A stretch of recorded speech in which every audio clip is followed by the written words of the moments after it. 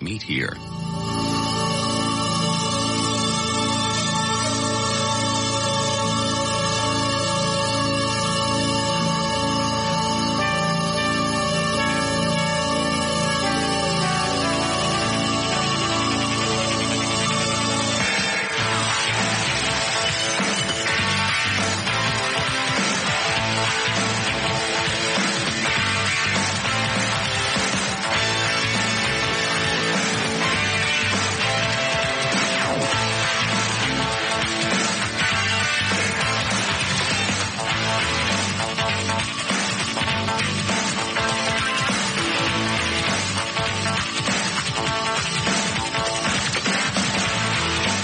I got a question. All right.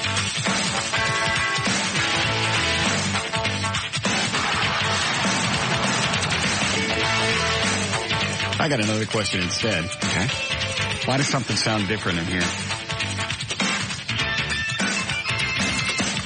I don't hear it, really. Your mic? I don't know what it is. All right, back to the first question. Okay. I walked in and out of the office a couple of times. Why is Tassos calling around for small rodents and parachutes? I have no idea. Eddie knows. Oh. What? I was trying to figure out a way to see if we could launch a mouse up with bottle rockets and have it parachute gently back down. How about we have Tassos do something a little more constructive? Okay.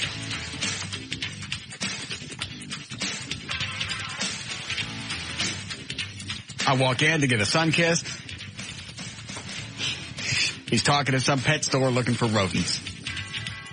I come back about 5 minutes later. He's talking to some hobby shop looking for little parachutes. I didn't really put the two together. I see.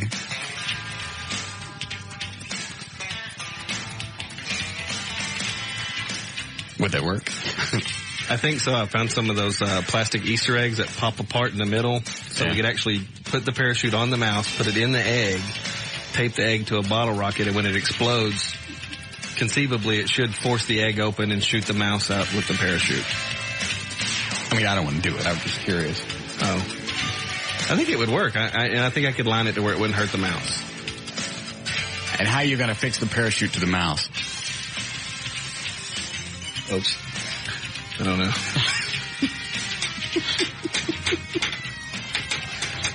Can you tape them? Let's let this one go. Okay. Not big on doing stuff to animals. People, I'm cool.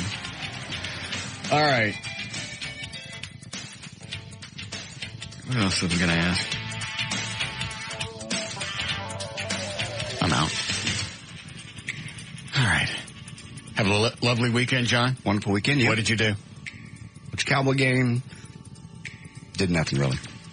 You enjoyed? Didn't go anywhere? Stayed home. I gave her a full body massage Saturday night. We watched a movie. Very boring. Sorry. You, I know, had lunch with the police on Saturday. Yeah. Because they came by. Went to my appearance at Car Toys and said, thank you very much. It's very nice of you. I didn't do anything. I just ate. They paid for it. Oh, did they? Yeah. They didn't even say that. That it? You didn't have any arguments? No. Great weekend. Just hung out. Got my kids yesterday. They're both in from Florida. I didn't see them in the office. Where are they? They're not here. You told me not to bring them up. I've told you that 100 times, and every time I walk in there, there's something sitting at a computer. They're not here. Where are they? They're at home, my house. They're watching movies and just hanging out together. Why aren't they up here? Because you didn't want them up here. I haven't wanted them up here forever, and they're still up here. Why aren't they up here? There were days that it was impossible for me to get them home. Today, I started from home, and they started with me so they could stay there. And have a little brother time. It's great. I want them up here. No, don't you even. All right, how long are they in town? They'll be here through Saturday. They're going to be at my house Wednesday, Thursday, Friday, Saturday. You coming over at my house for Thanksgiving? No, I didn't think you'd want the boys at your house running around, including Joy and her kid. We'll have a total of 5 people. So with Joy's family is doing a thing for work. Fine. Go to there. Going? If I'd have showed up with 3 kids, you'd have lost your mind. I like Jeffrey and Chris. Okay, we'll come over. Not now. Why? I'm thinking about Joy and her kid. I can't handle a 3-year-old. He's 5. He's a great kid. He really is well behaved, but okay. Why don't you marry her and become her daddy? His daddy. Because I'm not, he has a daddy. Doesn't need another one. I'm sure he does. Mm-hmm.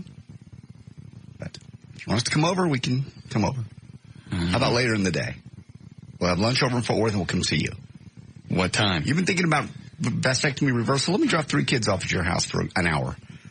Chris and Jeffrey will be fine. They know better. The mixture of the 3. The 5-year-old. Is he 5? Yes. How long would he need to stay? For you not to want your vasectomy reversed? 20 minutes. We can run to the store and come back. Because he'll make Chris nuts. Is he going to break anything? No, they don't break anything. They're very well behaved. The 2 bigger ones are the hardest problem because they're so big, they go to wrestling and they don't realize they knock things over and off the wall. Oh, Jeffrey and Chris will know. Yes. You get a pump shotgun screwed in your ass. That could be a real fun day. I'm looking forward to it. We will come by in the afternoon after the lunch. All right, hold on. Yes, Don? Hey, Russ, I was poking around on the web, and I was wondering, JD, have you talked to Scott Chesner this weekend? No. The front burner over at D Magazine, they're hollering that Scott Chesner got fired over the weekend. Hasn't told me anything. What's the front burner? Oh, it's the D Magazine folks. They chit-chat all day about various stuff here and there. Is it just dmagazine.com? Frontburner.dmagazine.com. Already typed in D Magazine. It'll take you there. It ain't moving. Well, was he on last night? Did anybody watch? I didn't see the 10 o'clock news. I didn't watch it. Is our server down? It's been really slow. All right, here we go. 572 doctors and the best 572 doctors in Dallas, front burner. Here it is. Well, we'd know about something like that. Yeah, I would think so. Thanks. One down. Unless it just happened over the weekend and he hasn't. Thanks, maybe Don. he was told not to tell anybody. Blowing in the wind. The word is that longtime NBC weatherman Scott Chesner was fired on Friday. Nothing new about people being fired at television stations, but what's interesting about Scott is that he apparently met his new wife through an online dating service. What's that got to do with anything? I have no idea. There was an interesting feature on that very thing in yesterday's Times Magazine. Let's see if this is pertinent. Nope. Got Chesner. He's been there, what, 20 years? 23 years, yeah. I mean, Harold Taft, the original guy, hired him. He trained under Harold Taft. Right. I would say that would be, A, hard to believe, and B, a very stupid move. You would think. I have no idea. On 2 different counts. A, I would put his weather forecasting up against anybody, especially if he's been here this long and trained under Harold Taft. Mm-hmm. B, he's a piece. He is. He left me a message on Saturday. He was going to a going away party for Michael Scott, the midday. Maybe it was a surprise. No. It was a going away party for Michael Scott. He's accepted a job in Charlotte, North Carolina. Which one is that? The black guy in the middays news. Is that the one that dropped the F-bomb when the lizard jumped on him? Yes. That's him. Why is it other people can drop F-bombs? I don't get in trouble. They don't get in trouble. They didn't have a delay, and it was something that really surprised us. Well, that would surprise me. But you have 8 seconds to react. I heard did you get my message over the weekend about S-hole? Yes, I 3 did. times. Heard it on a Dallas station over the weekend. 3 times in a course of like 8 seconds. And it was a taped interview. That definitely could get you in trouble. In fact, if anybody complains, as you well know, you have to complain to get them in trouble. Somebody calls up and complains to the FCC, they could get fined. I can't believe somebody would let that go on a taped interview.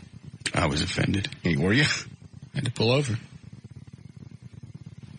I mean, even though it was an artist or a disc jockey that said it. You said it was an artist that said it. Yeah. It was like when Rob Thomas from Matchbox 20 was in here and saying the S word in one of his songs. And he could have got away with it, and you know what? And nothing would have happened.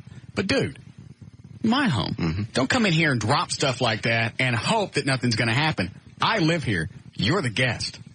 That's why I stopped and hit the... Did I hit the delay? Yes. I think you did, yeah. Made him do it again. Yeah. It took about a 3 count. You looked at me and you went... Yes, he said that, and you went, hey, stop it. Turd. And we made him sing Dookie instead. They think because they're artists. They can slip that stuff through. Mm-hmm. And radio stations play versions like that. Yeah.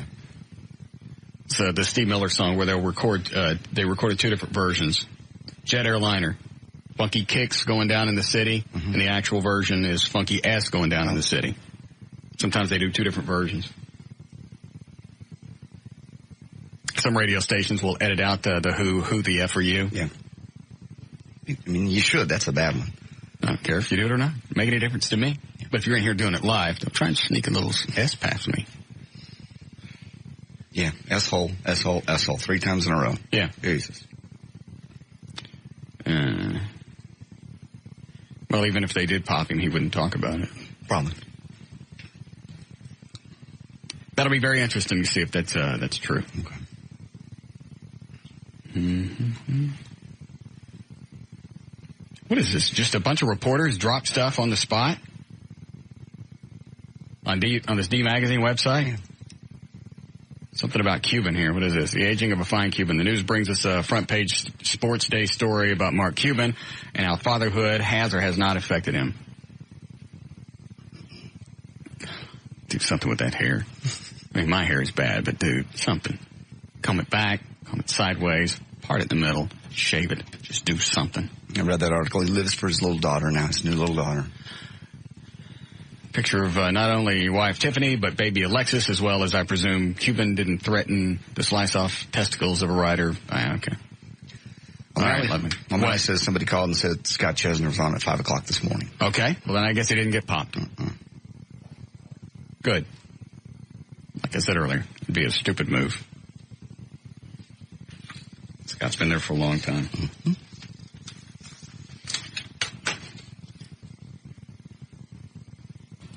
Are you sure one of his ears isn't fake? No, they're not fake. Stop it.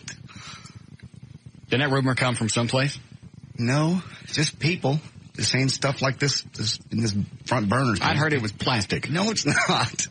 I just saw him last week. I looked very closely. It's not. Did you grab it? No. Grab it next time. I'm not going to grab it. Just grab and tuck on it. Do a little thing like you, little. No. And see, do it come off. No. Stop. Make sure you do both of them. No. And tug on it hard. I'm not gonna. Because they put those on pretty good. Don't forget. Just walk up and go, Scotty, you little. Let's go. And see, do it come off. All right. I'll enjoy doing it. He likes her better. All right, you ready to go with news here? Sure. Pick up. All right, 322. J.D. Ryan's on Live 105.3. Thank you, Russ. Brought to us this time around by Crown Royal. Crown Royal, blended Canadian whiskey, imported by the Crown Royal Company, Stamford, Connecticut. 40% alcohol by volume. Enjoy our quality responsibly, but don't drink if you're under 21. For Monday, November 24, 2003, Colin Hanks, Tom's son, is 26 today. Linda Tripp, 54. And on this day in 1963, Lee Harvey Oswald was shot and killed by Jack Ruby on live television. Now, the clock is ticking on efforts to oust Dallas Mayor Laura Miller. Members of the Citizens United to Recall Laura Miller won't say how many signatures they have and how close they are to the 72,873 they need. They need to have by noon today. But even if they don't meet their goal, they say they'll try again and again and again. Reverend Stephen Nash said the effort has gained tons of support. Originally, it started out with just the black community, and now it's become a citywide effort. See, that's the problem, is it sounds like it's a racial thing. And I think for the black people, it is a racial thing. It's this whole Terrell Bolton thing. Right. Just because he was a black police chief. How about he was just an ass? And that's why she didn't like him. I'm okay with that. The fact that Benavides popped him, I'm okay with that. But the fact that all the black community jumped on this, then it looked like a black issue, and that might have created a problem to where the white people would go, whoa, why do I want to be on this? Obviously, this is some kind of racial thing. And of all issues going on in the city of Dallas, this shouldn't be a racial thing. Lady's a nut. Well, but who would you put in there is the question. Nobody even came close. Have you seen the mayor pro tem of the city of Dallas? No. Anybody seen him? He'll be on the news the next couple of days. Okay. Scary? Very Gomer-esque. Oh, no. Oh, no. And a lisp. I want him to be mayor. Must get audio. Okay. Yeah, if anybody's got any audio, send it to the studio account. Just hearing him is funny. Seeing him is a bargain. He looks kind of like this. Oh, no. And when he talks, the tongue. I'm not going to talk like him, but he looks like this. Tongue and jaw both out. Right. Very Gomer-esque. I see. Phone company ads proclaimed, bring your number up to speed and your number on America's best wireless network, as the new rules went into effect today, letting customers switch cell phone service without switching their phone numbers. The long-awaited rule change, which some call the Wireless Emancipation Proclamation, was expected to set off a scramble as customers line up to shop for the best cell phone deals. They no longer face the hassles of changing their phone number every time they change carriers. Under the new federal regulations, consumers can move their home landline numbers to a cell phone number now, too. A survey suggests that about 21% of the population will do just that. I say it's been a nightmare today. Everybody trying to switch over, and it's just been clogging the system. Why would you do it? It's not free to switch over. Like if I'm with AT&T and I wanted to swap to Sprint or whatever, I can't just do it for free. I can do it. Yeah. But if I've signed a contract, then I'm going to have to pay to get out of it. And I may have to buy a new phone. Yeah. So why? I don't understand. There are a couple companies that are letting you switch for free. Even leave them for free. A couple of them. Why would somebody let you leave for free? I got a list today of another news story. I don't want to list them because I'm not positive. But that doesn't make any sense. If I got a phone and I signed a contract, and the reason I got that phone for free was because I signed a contract, why would somebody let me out? I don't want out. No. You don't even have a home phone anymore, do you? No. I have a landline, but it's a DSL line only. Go ahead. Okay. A bullet fired in the air during a Ku Klux Klan initiation ceremony came down and struck a participant in the head, critically injuring him. God, you guys must have been scared. What, you got scared? We weren't scared. I wasn't there. Gregory Allen Freeman, who's 45, was charged with aggravated assault and reckless endangerment in the Saturday night incident that wounded Jeffrey Murr. Maybe you should put spaghetti colanders underneath them hats. I didn't. I wasn't there. To protect you. About 10 people, including 2 children, had gathered for the ceremony. The man who was being initiated was then blindfolded, tied with a noose to a tree, and shot with paintball guns as Freeman fired a pistol in the air to provide the sound of real gunfire. The bullet struck Murr on the top of the head, exited the bottom of his skull. Freeman then fled, being the big man that he was, right, and was arrested at home later. Cowboys over the weekend. Did you see the Cowboy game? This was the first Cowboy game I watched from start to finish. Really? Picked a good one. Coach Bill Parcells addressed his players. You have the audio. Sunday, in an emotional post-game locker room, he became, as they say, very teary-eyed. And then reporters asked him in cut number 3, start for number 3, was he breaking down? Was he getting too emotional? No, I was fine. I mean, it's just a short. It's just hard to explain it unless you've been there. It's hard to explain it. It's what it is. It just overcomes you sometimes a little bit. That's all. It was a good game. It wasn't a good enough game to cry about. Well, it was a turning point for them, he felt. It wasn't a turning point. He said it kind of was. There were a lot of parts of that game that was lucky. Okay. And I watched all of it. Mm-hmm. And I don't know if there's some kind of, let me hear the rest of this. Okay. I'm not ashamed of it. You know, but I think I knew that this game was going to be very important to this team, and probably more than they knew it going in. So I think now we're in position where we're going to, as I said, I think we're going to be in contention for a while. There we go. This was a game. This will be my professional analysis. Yeah, okay. This wasn't a game that they actually went in and won. This was a game chock full of issues. Well, and incidents that had they not happened in the way that they did, Cowboys wouldn't have won this game. True. But Carolina was a tough team. The good news is we were at home. A lot of mistakes. You're right. I don't know if there's a record for penalties, but at one point, it seems like they couldn't go 30 seconds without some flag floating. What did we get, 10? I don't know. I can't remember. I just know there was a lot of yellow stuff flying. Yes, there was. 24-20, they did. There's some laundry on the field. I picked that up. You did watch the whole game, didn't you? 24-20, kept Dallas in first place, tied with Philadelphia in the NFC East. Cut number 1 is his take yesterday, right after the game, right before he cried. This was a tremendous win for us. Very hard-fought game. They got a good team. They caused you a lot of problems. And I just thought our guys were really good today. And they hung in there, fought it out, made some clutch plays. And you can't call them losers anymore. 8-3, and the victory did ensure, as he just said, the Cowboys will not have a losing record. Cut number 2 is how he'd like the media to treat his team now. Hang on. Here it goes. Do me a favor, if you would. We got a game here in 3 or 4 days. So I don't want to have my team all full of itself for more than about another 3 or 4 hours. And I told him to enjoy this one and come ready to go tomorrow. He ran him off the media off the field today, practice field. Closed.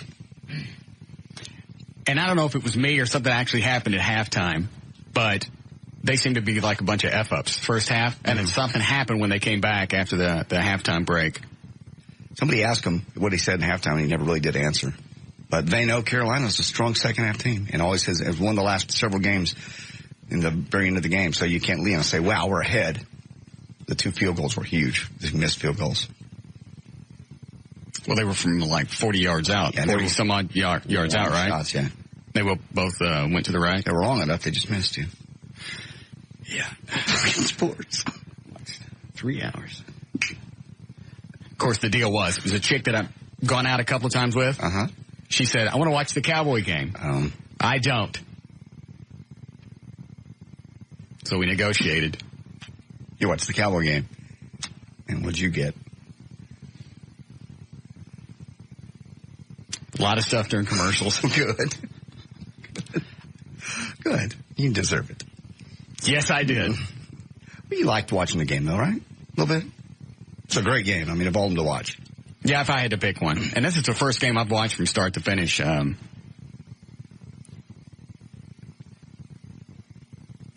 years? Yeah. 9 years? Had it not been for the hand action, not a chance. Well, you're ADD. You can't stay in focus on something. Well, I did a bunch of other stuff, but I watched the game long enough to pay attention. And obviously, something was going on in the second half, because if I don't pick up on stuff that well, and I noticed that they were playing a little bit better in the second half, it had to be obvious to a lot of other people. Because there was one pass that Quincy threw. That's his name, isn't it? Mm-hmm. Quincy Carter. Quincy threw in the near the end zone or in the end zone. Had it been 1 inch to the left, to the right, the other team would have got it. I saw that. That's amazing. He had to lead him. You watch the end zone camera looking back from where he is. How much you have to lead that guy? And you're right. It was an inch I think he had away. to jump just a little bit to get the ball. Yeah, other guy was in his face. And Quincy's not the most accurate quarterback out there. He works the receivers. But during that second half, somebody said something to him in halftime. I don't know what it was. Maybe that colored fella with the small weenie said something to him. You don't know who that is. I almost want to give cash. I was thinking about throwing out some kind of reward. If nobody knows yet whose weenie that is, I thought about throwing out a reward just to find out. So we could have the exclusive. Right. Has anybody ever said? No? I don't want to know. Because it's a pathetic weenie. Of all the ones to put on Channel 8, that's the most pathetic. Not even cut. No. God, it'd been funny for the great big long hangy one. Swinging through the shot. Yeah, it's kind of come out and give it a tug as you pass through the shot. Well, speaking of that, explicit letters and poems said to have been written by Michael Jackson. I wonder if we could figure out who it is if we go back and look at the tape and do some 3D models. Be like our own little Zapruder film. Yeah, I know. Just watch his trajectory as he comes through the shot, as he goes behind Quincy Carter's head. Right. Quincy Carter's head in this instance would be actually the Stemmons freeway sign. I understand. Because actually it starts shaking really hard after he goes past his head. And in the shot, he's going from right to left. So whoever was off in that part of the locker room when that video was shot, we might be able to go back and figure this out. Some audio tests. Mm-hmm. Some stuff. I must know whose weenie that is. Okay. Thank you. Explicit letters and poems said to have been written by Michael Jackson to his alleged victim will form the centerpiece of the sex abuse case against him. Police seized at least a dozen letters during the raid on Jackson's Neverland Ranch last week. The boy told investigators about letters and poems and the precise location inside Michael's home. These letters were among the evidence seized along with videotapes. They are very explicit and intimate and show a degree of familiarity. Basically, they are love letters from Michael to the boy. The accuser. Do they have the letters? They do. The accusers. Do you have them? I do not. Cops have them. 12-year-old Los Angeles cancer victim Gavin Avrizo also told police Jackson's pet name for him was Rubba. He said Jackson called him Rubba because one of the games they used to play was called Rubba Rubba. Michael told me. Give me that. Where did you get this? You get this off the Globe? That was his Let Rubba me see Rubba this. friend. What is this off of? Carol, I can't tell. Daily I can't even tell what service this came off of. Daily Telegraph? What is that? Service. Listen, a bunch of the Michael told me he was my rubber friend. Source close to 45-year-old Jackson said for the past 5 or 6 years, he's taking kids from fractured homes and nurtured them as a father figure. As they got older, he teaches them fun things to do. Now, on the other side, these parents of this kid turned out to be nuts. They're divorced. I saw the story. I didn't read the whole thing, though. What's up with them? Find something to do. Spent a lot of time and never. Wasn't the mother charged with abandonment? Yes. The boy's father is now trying to get custody of the kids. His attorney says the mother is guilty of reckless abandonment and possibly more crime for letting the kids stay there. The father isn't sure Michael even touched his son. He says his wife has coached her kid to lie in legal cases before, like in their nasty divorce battle, and in a slip and fall lawsuit against an unnamed chain store. But dad is no angel either. In 2001, he pleaded no contest to beating his wife. He also allegedly threatened to kill her and the kids. He was arrested last year on a variety of charges, including abuse. Well, it sounds like he had the best time at Michael's house. Sounds like it. Among other things, he's accused of possibly endangering his son, Michael's accuser, through, quote, cruel and inhumane corporal punishment. All that you can find, by the way, on the Smoking Gun website. Jackson's still proclaiming his innocence. He has addressed his fans directly via a new website. He says the child molestation charges against him are predicated on a big lie, and he will be exonerated in court. The entertainer's spokesman, it was Stuart Backerman, has said that last week that Jackson was putting a site together so he could communicate with the news media and the fans directly. Jackson said his statement that would serve as the source of the official communication on that case, and that site is mjnews.us. MJ, as in Michael Jackson, mjnews.us. And I have the opening statement if you care. There's like 3 press releases and then the opening little thing. To my fans, friends, family, and friends, as you know, the charges recently directed at me are terribly serious. They are, however, predicated on a big lie. He's in the tub. This will be shown in court, and we'll be able to put this horrible time behind us. Because the charges are so serious, I hope you'll understand on the advice of my attorneys, I will be limited as to what I can say in this situation. For that reason, I've set up this website to serve as the official source of information. What's not to say? I didn't do it. I never touched that kid. He came over. He hung out. I bought him some stuff. I'm almost with Michael Jackson on this, especially after hearing the nutbag family that this kid has. They're having money problems. And so the mom coaches the 12-year-old kid. Okay, let's say this. And what do they got to lose? They lose the court case. Yep. What's Michael Jackson going to do? How's he going to go back and damage control? And yeah. What is he going to get any cash from them? No. That's got to suck. Now they're saying Michael's financially strapped too, so. How's he strapped? Just had a new album come out, didn't he? Or a best of, or number one? Yeah. It's out this week. It comes out tomorrow? They come out on Tuesdays, right? Right. I think it's already been released in the UK or. Yes. And it's number one. Yeah. He's strapped. Right. You don't know what it's cost, to keep that ranch up and all those animals. Well, that's his own fault. Absolutely. Sell some stuff. Go back in with your dad. No. I did. Oh, no. Here we go. You sat there and bitch that you don't have the cash. Let me tell you about hard times. Oh, God. You move back in with your dad. Walk back in. Bring a girl with you and have your dad go, hey, this one's white. Try that. This is one story I didn't think you could turn into yourself, but you did. Congratulations. Very nice. Hold on a second. Yes, Jason.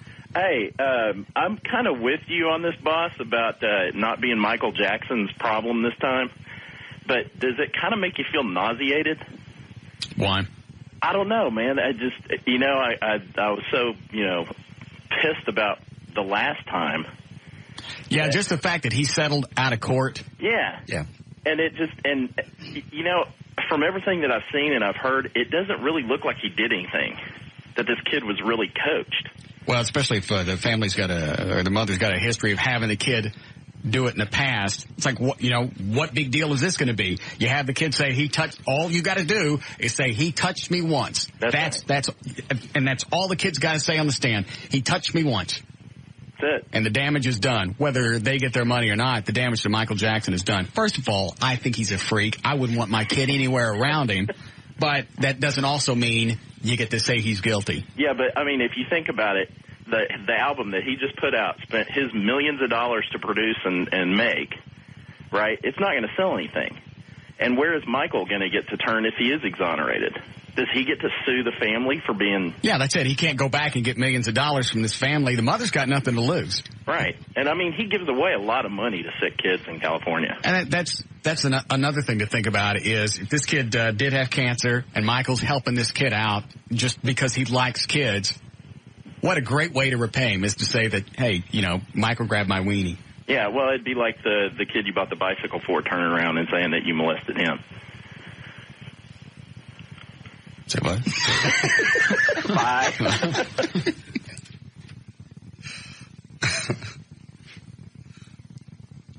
What? Nothing. Don't say anything right here. He could have crawled away.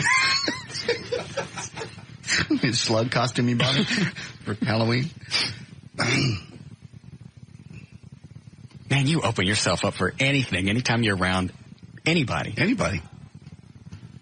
I think your situation, you're still, I've been with Joy a while, but, as dating new chicks, you got to think about that every time you bring a chick over. I haven't even been using that form that Everett wrote up. I really should. As flippant as it sounds, at least you got something on paper. We're having sex, and it's consensual. I didn't videotape saying it. I'm sorry. I know that sounds crass, but just look in the camera, say it's okay. You're under no duress.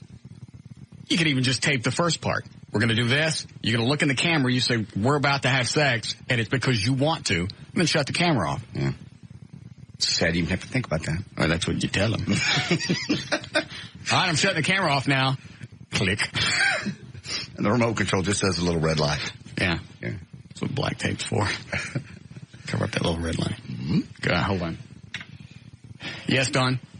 Hey, Russ, I was just going to call up and say that, I don't know if Michael's guilty or not, but the thing is that they're not suing him civilly for money. Oh, they will. Oh, yeah. No, it's the state that's bringing charges against Michael. Oh, they will. It's a criminal case. What happened? Don't get any funds from that. What happened last time? Michael was going to go to court, and he settled. DA dropped. He settled. They dropped because the witness decided that they weren't going to testify because Michael settled out of court for a bunch of money.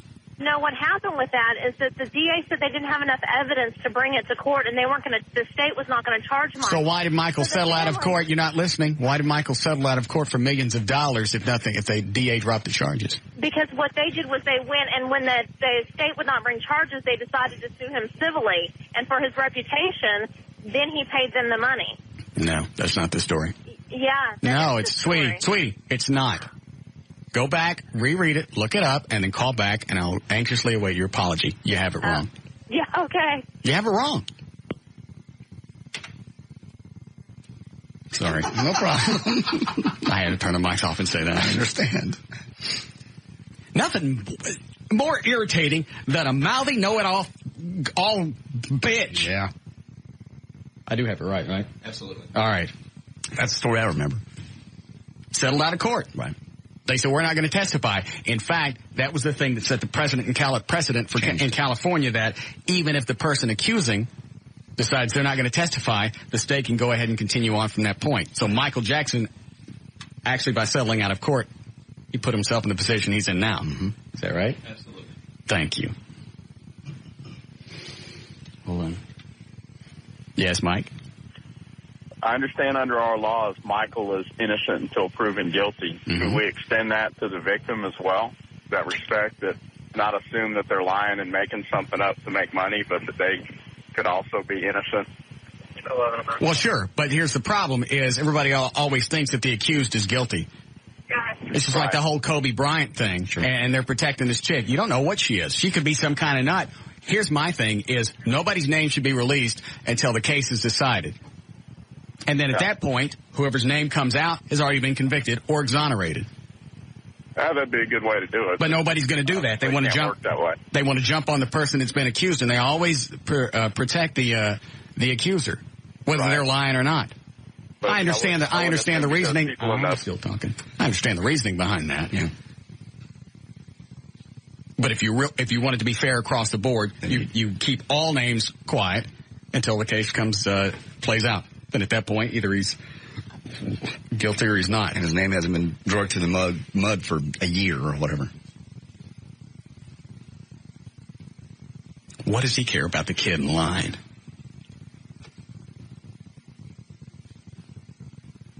I, of all people, would just love to jump on Michael Jackson just because he's a freak. He is a freak. No doubt. Yeah, but this history of hanging around with kids and this settlement back in 93. Was it 93? I want to say it was. Whatever it was, it was 9-10 years ago. About a decade, and this DA in L.A. has had a hard-on for him ever since. Because you couldn't get him back then. Right. And But after all the stuff that I've read about the family, with Michael on this one. And he's never hidden the fact that he has kids over. He's never gone, I've never had any kids in my bed. He goes, I'll bring him in. It's freaky. I can't imagine any parent allowing it, but. Okay, well, parents are going to do it because it's Michael Jackson. It's somebody famous. Oh, he's a great big pop star. What's he going to do? He's got his own kids. He's not going to do anything to my kids. And you know what? They may be right.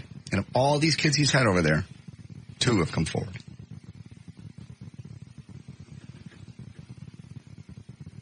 I'd let him squeeze mine.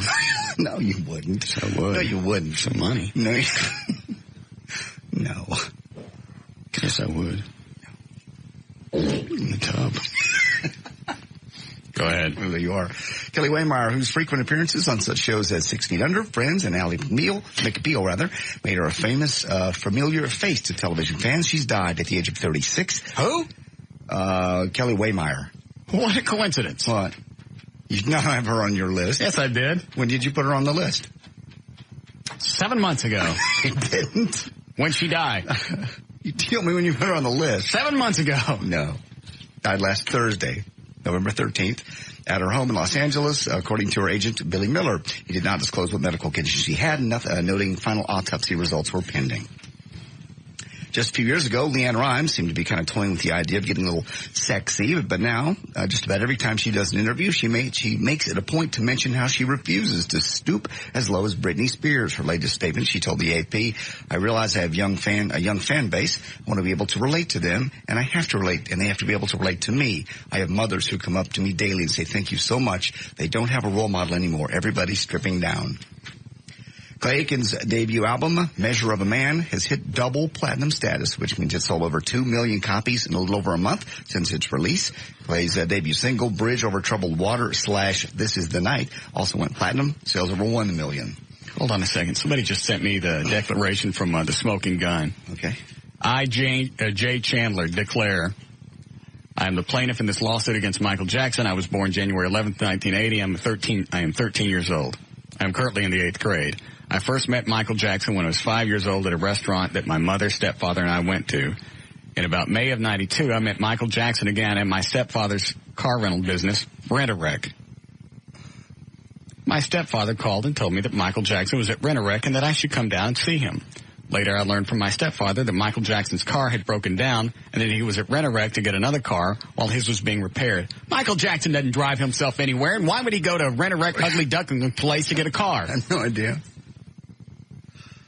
After I met Michael Jackson at Rent-A-Wreck, he began calling me on the telephone. From about May of 92 until February 93, when I first spent the weekend with Michael Jackson at Neverland, I received many telephone calls from Michael Jackson. For at least part of this time, Michael Jackson was on tour, and he would be calling me from various places throughout the world. You know what? As freaky as he is, he just might really care about kids that are sick.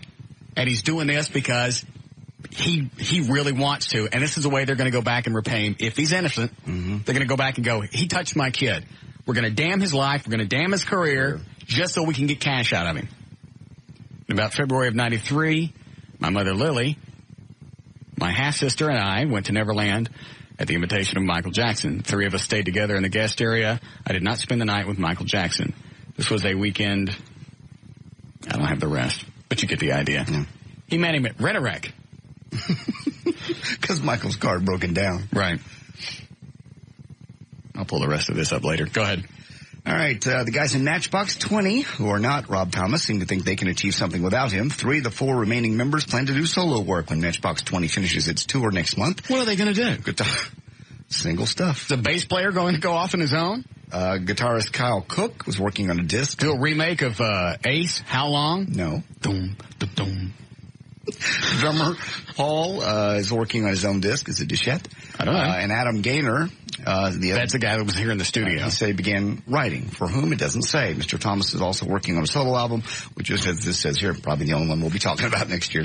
Do we still have contact? I dug through. I didn't see any, but we can always go through the label. Yeah, I'd like to talk to Rob, find out what's going on. Like they were going to come by the last time they were in town. They were. I think they performed on Saturday, then didn't get into early Saturday or something or other. Hold on. Yeah, James? This is the guy that got the 21 mil. This ain't the new kid. This is read it again. It said 1980, born in 1980. Yeah, I know. I want to know what he was doing meeting Michael at Rent-A-Wreck.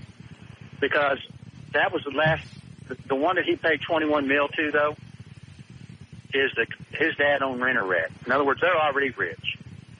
Rent-A-Wrecks all over the United States. Well, why would Michael Jackson be at Rent-A-Wreck renting a car? A, he doesn't drive around. B, he don't drive around. Yeah, tons of cars, I'm sure. I don't know about why Michael was at Rent-A-Wreck. I misunderstood you, or maybe I thought that you... Nah, I got it wrong. I'm just trying to backtrack. No, you're right. I thought this was the original kid. I wasn't paying attention. Just like I don't pay attention when JD reads. I was right? Yeah. Can I get a tape of that from my wife? Sure, go ahead. All right, babe. Add some validity to your life. Over the weekend? Hold on. Okay. Yeah, Richard? How come you're defending this guy, man? What's up? Which one? Michael Jackson. Why not? It's easy to jump on him. Anybody can jump on him and pound him flat. It takes somebody with a little intellectual insight to defend the thing. Okay, so we're just trying to get some debate going on here on the air. Is that No, I just think with his family's past, there's a really good chance that it's an absolute host job. With whose family's past? The kid? Yeah. Did you watch the special that they did on the BBC thing, or the BBC interviewer that did the, I guess it was Dateline or 2020? Yeah, but in fact, that kid was in that special, and he's holding hands with Michael Jackson through the whole thing. Did you look at the kid's face? No. If you look at that interview... He's packing, though. Go ahew. Critics hated it. Kids loved it. Mike Myers and the Cat. What are you talking about? Cat in the Hat. Oh. The movie opened up over the weekend to the tune of 40. See, that's the mentality of everybody is if somebody's accused, they obviously did it. Well, he's a freak, and everybody wants to jump on him and go, Michael Jackson, that was new. Well, anytime somebody's successful, you want to jump on them and pound them flat, and you'd like to know that they're an idiot. It's like everybody wants Kobe to be convicted. Right. And the reason that I can empathize with these people is I never know when somebody's going to come out of the woodwork and go, he did this, he raped me, he touched me here, I'd like some cash, which is one reason I had a vasectomy. Don't have a problem with that, but the assault charges can still be said. I mean, it takes nothing to have somebody picked up on assault charges. Yeah. Go back to the Cat in the Hat. Cat in the Hat, number one over the weekend, $40 million. Elf got $19 million. Our buddy Ed Asner did well. Master and Commander got 15.2 for number 4, and Love Actually got $9 million for number 5. Cut number 4 in the audio is Mike Myers. You'll love this. He said he was excited to see Thing number 1 and number 2 in Dr. Seuss' Cat in the Hat.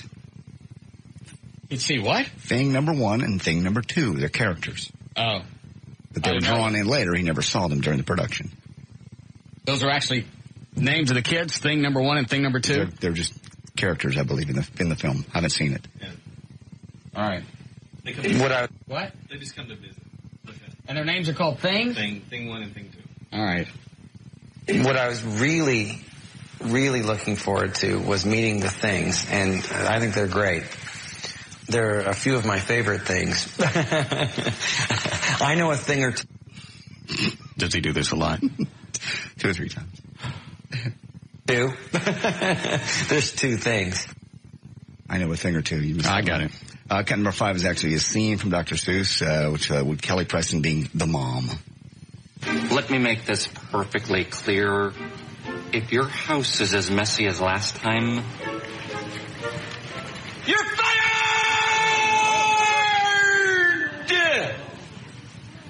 That's pretty clear, Mr. Humberflute. Don't worry, I promise. My kids will be on their best behavior. Great. Well, Cat in the Hat over the weekend, number 1. And that's news and information. I'm J.D. Ryan, live 105.3. Yes, Deborah? I cannot believe Russ has never read Cat in the Hat. What, I read that? That's like the first book every kid reads. It's a Dr. Seuss book. Thing 1, Thing 2. I didn't read that. Well, what did you read as a kid? What were you reading? I read on the roof. Oh, please. I have to go. I cannot even believe. You either know that story or you don't. Yeah, you kept all your reading materials on the roof of your house. Actually, it was the detached garage. I see. Sit on the roof, do some reading, watch the traffic on Buckner Boulevard go by. You could actually see the traffic when you had your hand on your thing? So it means it's not that big. They could see you. No, it's dark. Oh, it was at night only. How many people are going to look up on a roof for a kid masturbating as they're driving down the freeway or the road? You got a good point. Thank you. It's very safe and secure. They did a good time. So I did plenty of reading. So would you take a tissue with you up there, or would you just leave it on the roof? I just wipe it on the composite roof. Oh. It's rough. It's rough growing up in the grove. Your dad goes up to fix the roof. Honey, we got pigeons. Damn. This is Russ Martin. What's wrong with it? 1053. For a 43-year-old man, it's a little odd to have a $6 million man metal lunch bucket. I needed something to bring my lunch in. How about just a bag or the bag you bring everything else in? It was handy. That's very nice.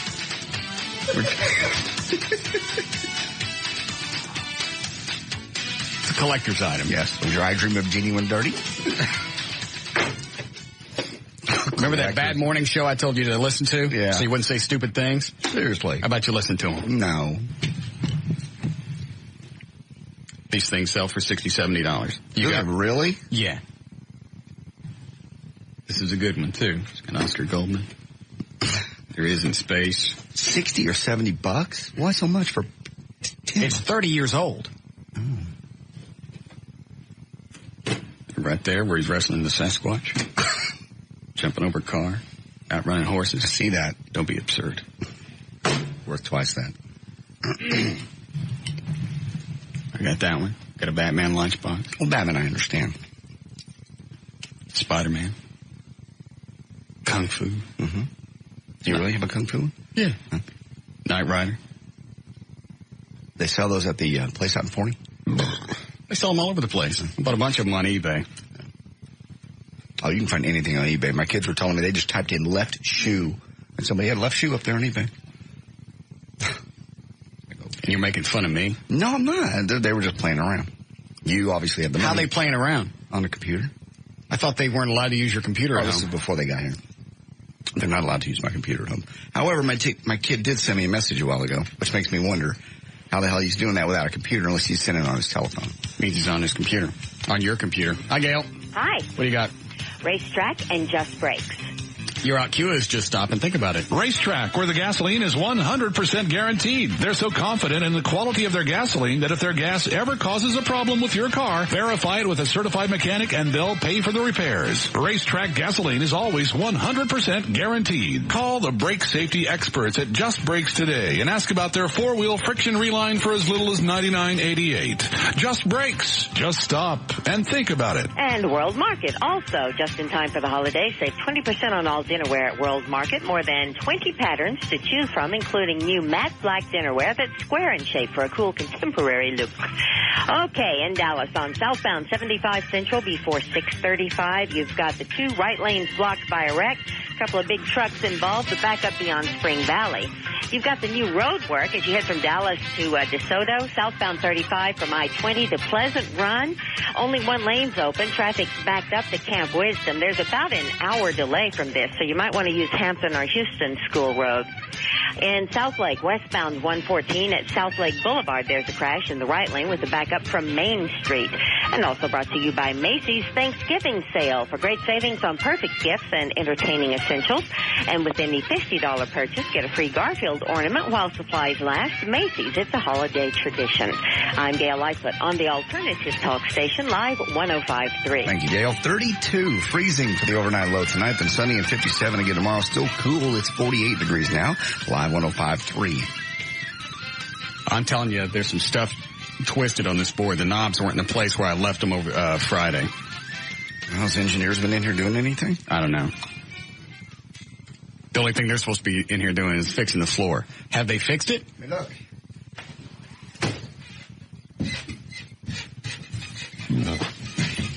say no. No. Is Gavin in his office, Dan? Yeah, I think he's in there. It looks like he's in there with Chloe. What's our phone number here? 214-787-1053. Not a request line. I don't know the hotline. Why would I don't call it. I'm trying to call Gavin. I don't know his number. 630-3011. I don't know call up here.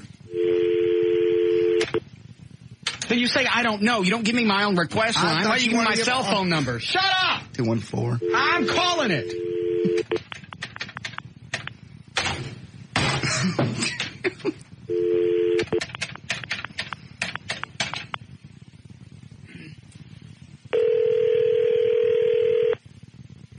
505 Wild FM. Gavin Spittle, please. Just a second. Thank you. Yes.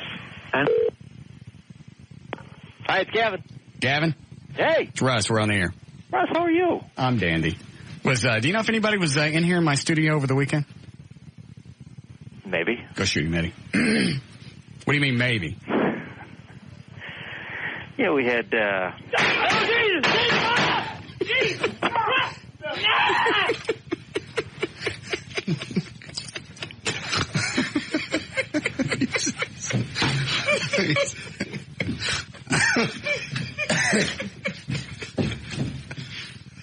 Hey, what does he mean somebody was in here? He was having something done, obviously, for you. I don't know. just occurred to you? Yes. What's our number? 214-787-1053. Shut up! That's the only one I know. Well, stop.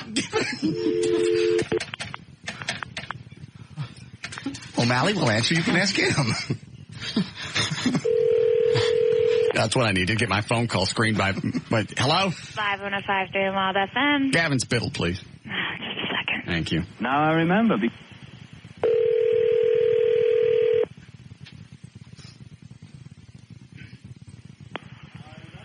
hi, this is Gavin. You okay? I can barely hear. Okay. What? Who was in here? Our other studio went down. So? Go off the air. So we had to use that's it funny. just briefly. Go shoot him again. How long were they in here? I didn't have a cell phone yet. I was.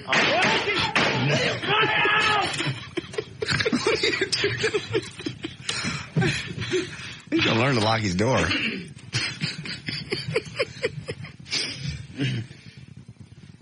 I still didn't get the whole story. Don't do it again.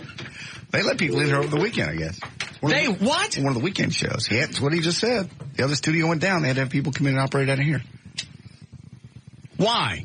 Because the other studio went down. They had nowhere else. They had nowhere else to operate. This studio is not an auxiliary studio. I realize. This is my studio. I'm going to start yanking the wiring out of it on the weekend. You can't. I can yank something out where they can't use it. Sure.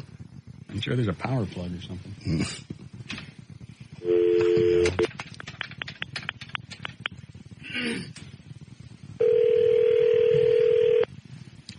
I don't want those weekend grunts in here. Really. The full-timers don't take care of their own studio. 505 Wild FM. This is Janae. How may I direct your call? Gavin Spittle, please. Just a second. Thank you. Is she cute? Look. Yeah. She? Mm-hmm. She sounds cute. I'm going back to Vegas. Will you stop hanging up? Answer my question. We're not sending Eddie in this time because I'll forget and I'll hang up again. I have my fingers over my ears. What? Who was in here over the weekend? Just the engineers. Doing what? Because we lost the main studio. So we needed a backup studio. This is not a backup studio. I'm well aware of that, sir. So what were they doing? Did you just cop an attitude with me? I didn't cop an attitude with you. All right, so explain to me what happened.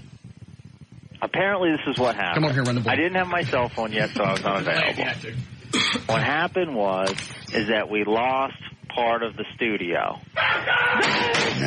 I hate you!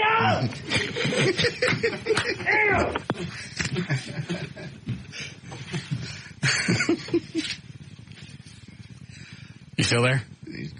Rude ass. Are these new bullets? No, actually, that was the last load we have of them.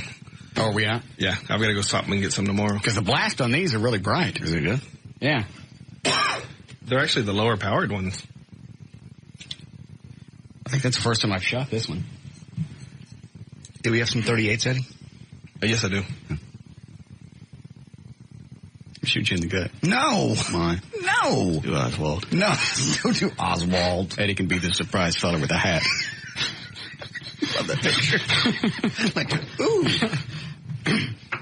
I like the guy, they did the interviews with a guy with like a Stetson. Yeah. You know which guy I'm talking about. Yeah. As they're walking Oswald through and Ruby comes up and shoves a gun up near Oswald. The guy goes, well, I saw him coming and I tried to pull him out of the window. Pull him nothing. That look of shock on your face. I'm attached to the guy they're trying to kill. Yeah. Damn it. That's the last thing I want to be hooked up to right now.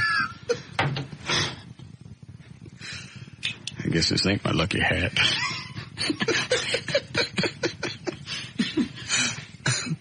I guess he figured they're in the basement of police headquarters. What the hell could happen? What could happen?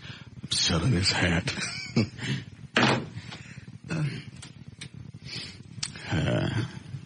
No, I talked to DeWan over the weekend because I keep meaning to call her last week because she was doing interviews around the country because she didn't think Oswald acted alone. But I'm kind of Kennedy'd out, so I don't really care. It's like listening to Christmas music after Christmas. You don't want it. Yes, yes, Dwayne? Y'all gonna give that man a heart attack.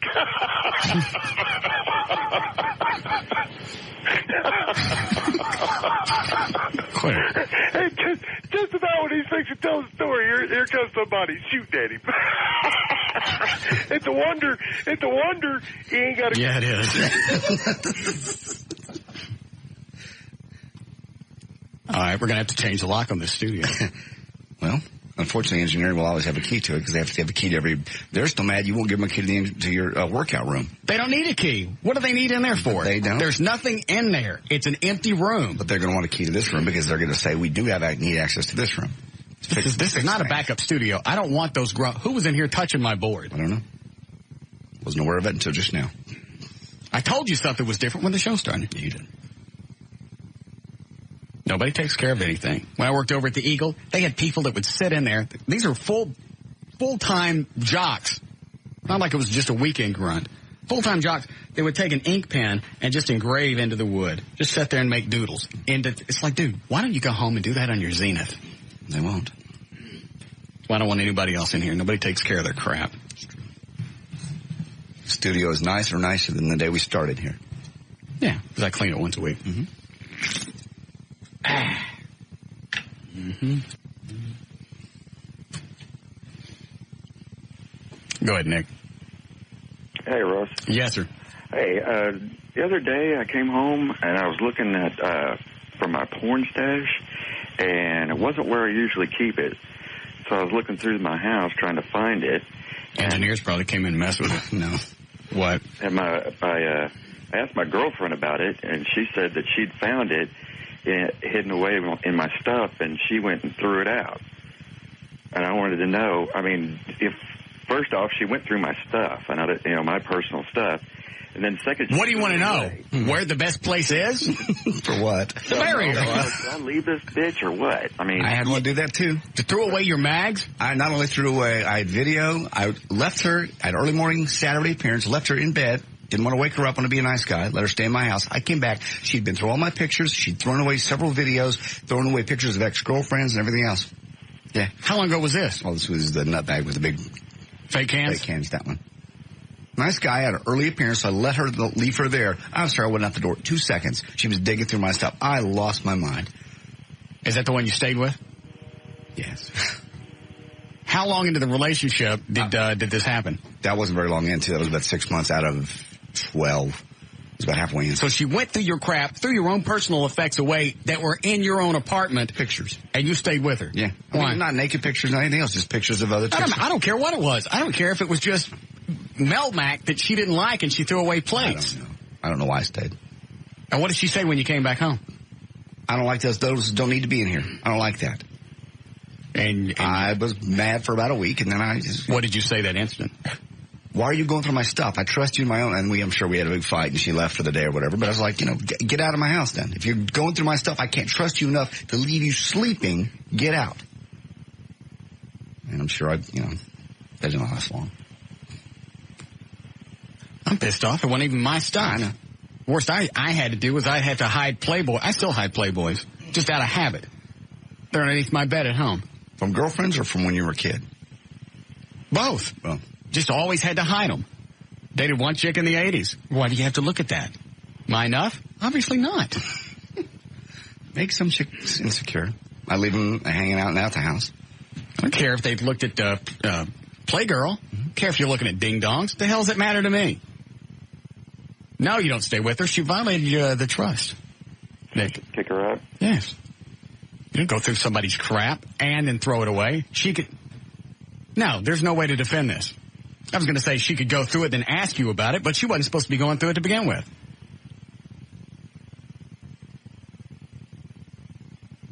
So what are you going to do? I guess I'll kick her out. Okay. I mean, I didn't really live here, but... Well, thanks, man. You're welcome. I appreciate it. He's not going to do it. Nope. Mine didn't live there either.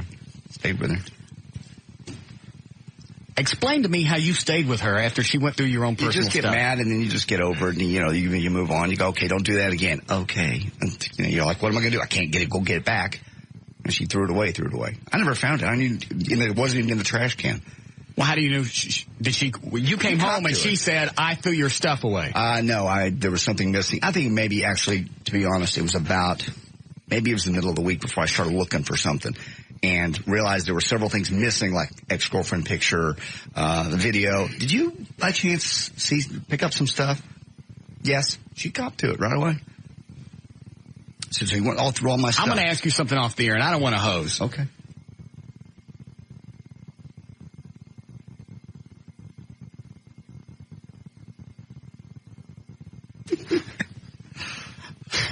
Let me ask you this then. Okay.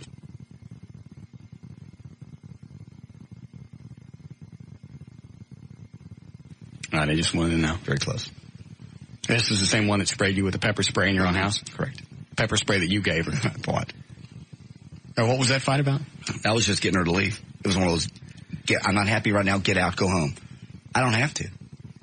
Yes, you do, get out. I don't have to. What are you going to do? I know. Oh, my throat just rolled up. I know. I got her all the way to the door. And was helping her move. How were you helping her? Just pushed her a little bit out the door. Did you push her hard? No. Or just pushed her towards the door? Said, you need to go. And, that's when I saw the pepper spray coming up out of the corner of my eye. I ducked and went the other way. She still sprayed the house. I didn't get it right in the puss. So she went through your stuff, threw it away. Yes. Sprayed you with pepper spray in your own house. Yes. And you still stayed with her. Yes. I wish I didn't have an effed up past so I could jump your ass right now. I know. It's the worst relationship I've ever been in.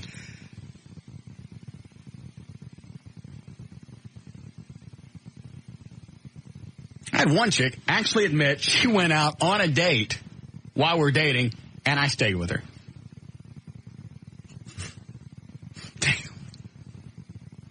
I was laughing at. Same thing happened to you. I know, but... In fact, yours is the same chick. This chick did 3 nutty things to you. Yeah, she did. You guys had plans to go out to a play one night. You're waiting on her. Yeah. She shows up at some other club, stiffs you totally. Yes, on a date. And then you find out the next day that she went out on a date. Mm-hmm. Yeah. Then she sprays you with pepper spray. She goes through all your stuff and throws. You win. I don't want to win. You win. I don't want to win. It's also the one I saw Sunday night. She wanted to get back together Wednesday. She was married to somebody.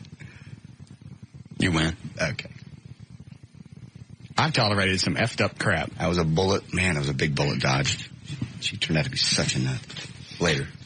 Maybe Lee Harris has it right. You got to go. You got to leave this country to find a chick that's not a nut. They will appreciate what we have over here.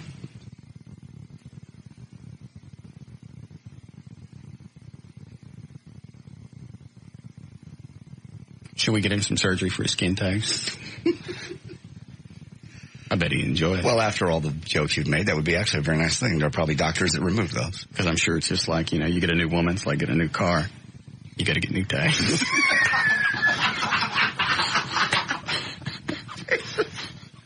I don't think it's the same.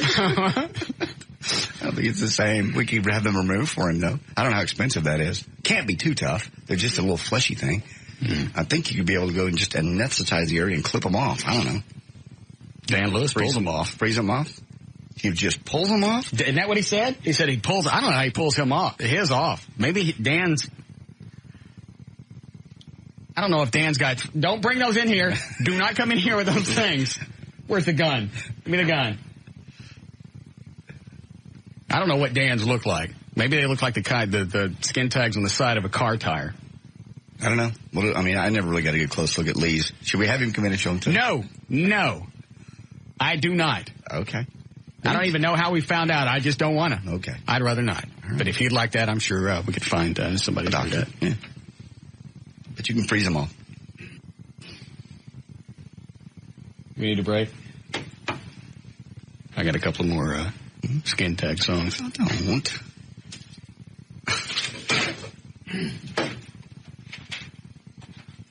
I'm not done with them. So this won't take long. Let's do this to Lee. He can sing these to his new Filipino woman. Oh, yeah, because they haven't really slept together, quote unquote, yet. So I don't think she's seen him yet. Mm-hmm. I forget which cut is which. I don't want to do that one first. Skin tag love songs. Thank you.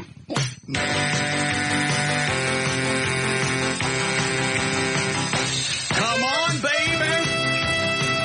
It's not a cyst. Come on, baby. It's not a cyst. Just a mini growth.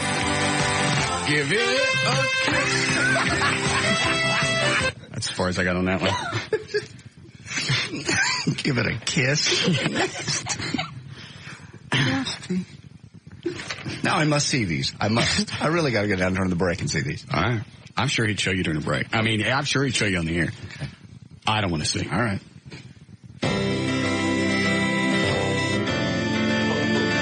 This one's not very good.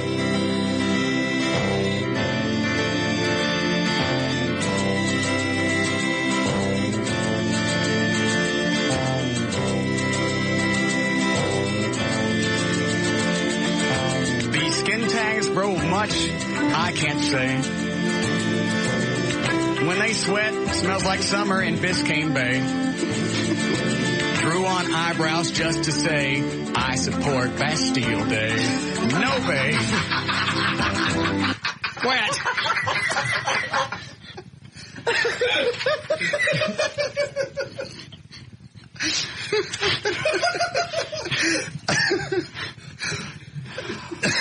I hope you're happy. I'm sorry.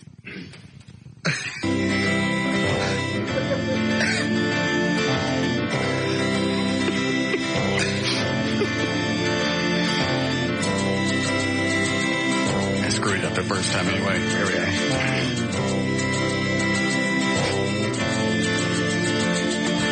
These skin tags grow without much, I can say.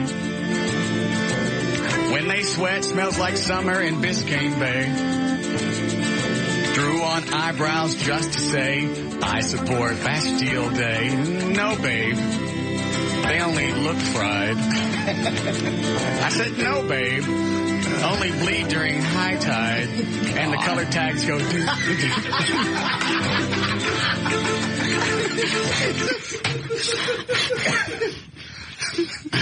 No. Probably won't finish either one of those. Good one. Need a break.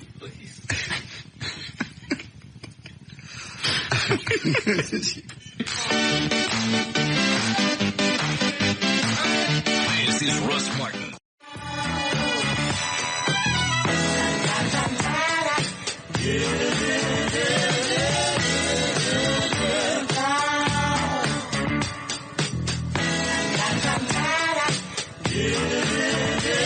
All right, 440 J.D. Ryan is here. Dan O'Malley.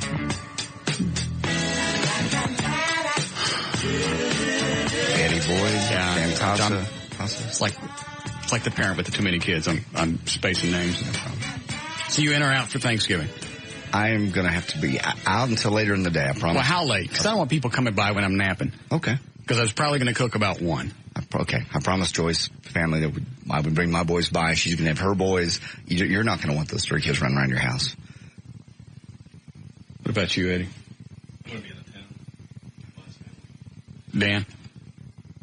Out of town as well. Thank you, though. Tassos is in. I asked him during the break. I didn't invite Tassos.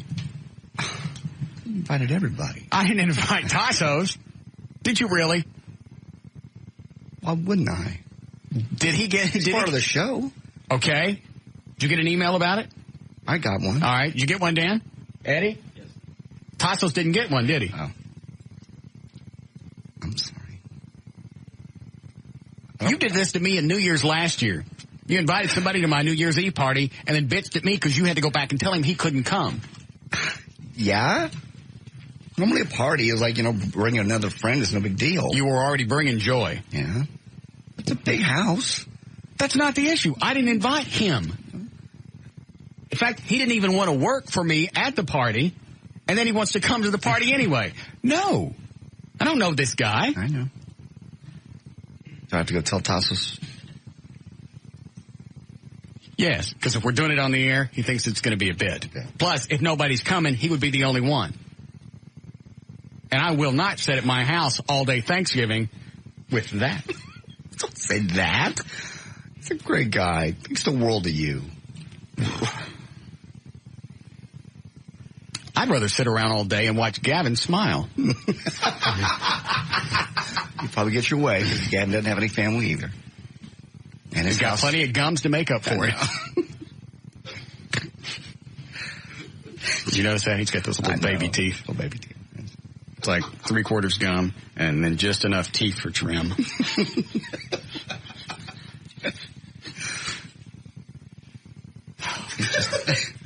He just moved into his house over the weekend. I'm sure he won't be set up. Did you invite Gavin? Mm-mm. I invited you. I invited Dan. I invited Eddie. Mm-hmm. I invited Chris from Vert Biz. Jeff Korn from D&M. Okay. Vance from Competition Machine that works on the Batmobiles. Okay. And that's it. How Tassos got in the mix, I don't know. I was just talking.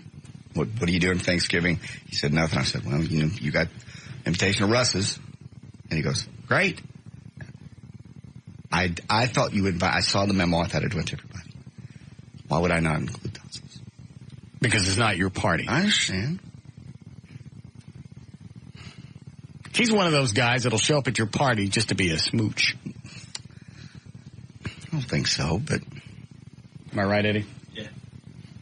He doesn't come because he really wants to be there. He considers you a friend. He's afraid that he's got to make an appearance. Well, he don't got it. Okay. I've seen him. I ran into that crap at the Eagle where they would somebody would invite you over. The GM, Tom Shore. By the way, do you know they fired their general manager? No. So there's a shakeup going on over at the Eagle. Oh, good. And that's too bad because the guy that they hired was a decent guy. I met with him right after he took over the Eagle, and we talked about me going back. But I renewed my contract here. Yes. He apologized for everything that Tom shared. It was kind of a nice closure thing, and he was just a good guy. I think his last name's Purdy. So anyway, they let him go. Anyway, so the Tom Sure would have these all these parties, and they would go, you better go, because Tom's having a Super Bowl party, he's having a Christmas party. I was like, I'm not going. I don't like him, and if my job hinges on showing up at some dumbass party of his, I'm not going. I remember before we joined the show, you had an appearance at some place down in Deep Ellum, and everybody was like, you were getting ready to leave because you had morning show to do. Right. And it was like 11 o'clock at night, I think. And it was like... And most people that do morning shows would be in bed by 8:30 or 9. Better not leave. Maybe 10:30. Don't leave. He's on the way. Tom Sure's on the way. You waited. You finally said, screw it. I believe they called you in the car. I left. Yeah. And on the way out, they sent Dan Lewis, caught me before I left, and said, hey, Tom's on his way. They want you back in there. I said, I'm not going back in.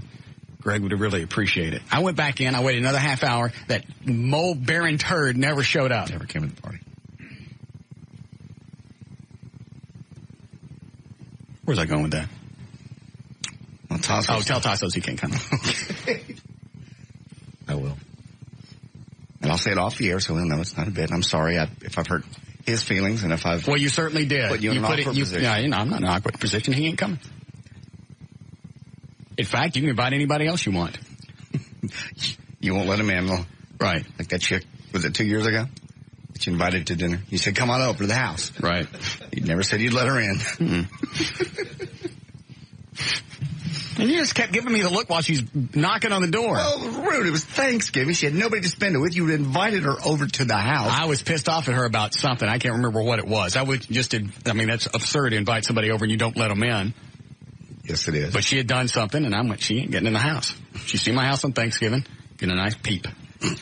So we're trying to have dinner and enjoy it, and we're just, oh, she's there. She'll go away. Well, same thing happens with the paper boy. You wait long enough, they'll go away. They go away. Yeah. And she did. Mm-hmm. Oh, let me ask this real quick. What Sunday is the best Sunday for you for a Christmas party? December 7th, December 14th, or the 21st? I need to know now, then we'll do news. 14th. Eddie? I can do the 7th. Because I'm looking at from 3 to 6 on a Sunday afternoon. I'm going to hire a band. Oh, are you really? Yeah. That's neat. Eddie? I think the 14th is the next one. Okay. Dan? I'm open, whatever you want. All right. There's no need to check with Tassos.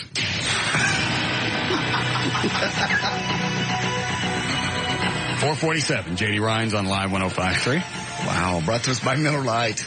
This hour of the Russ Martin Show is brought to you in part by Miller Lite. And jurors decided today that John Allen Muhammad should be executed for masterminding the deadly sniper attacks that terrorized the Washington area for 3 weeks last fall.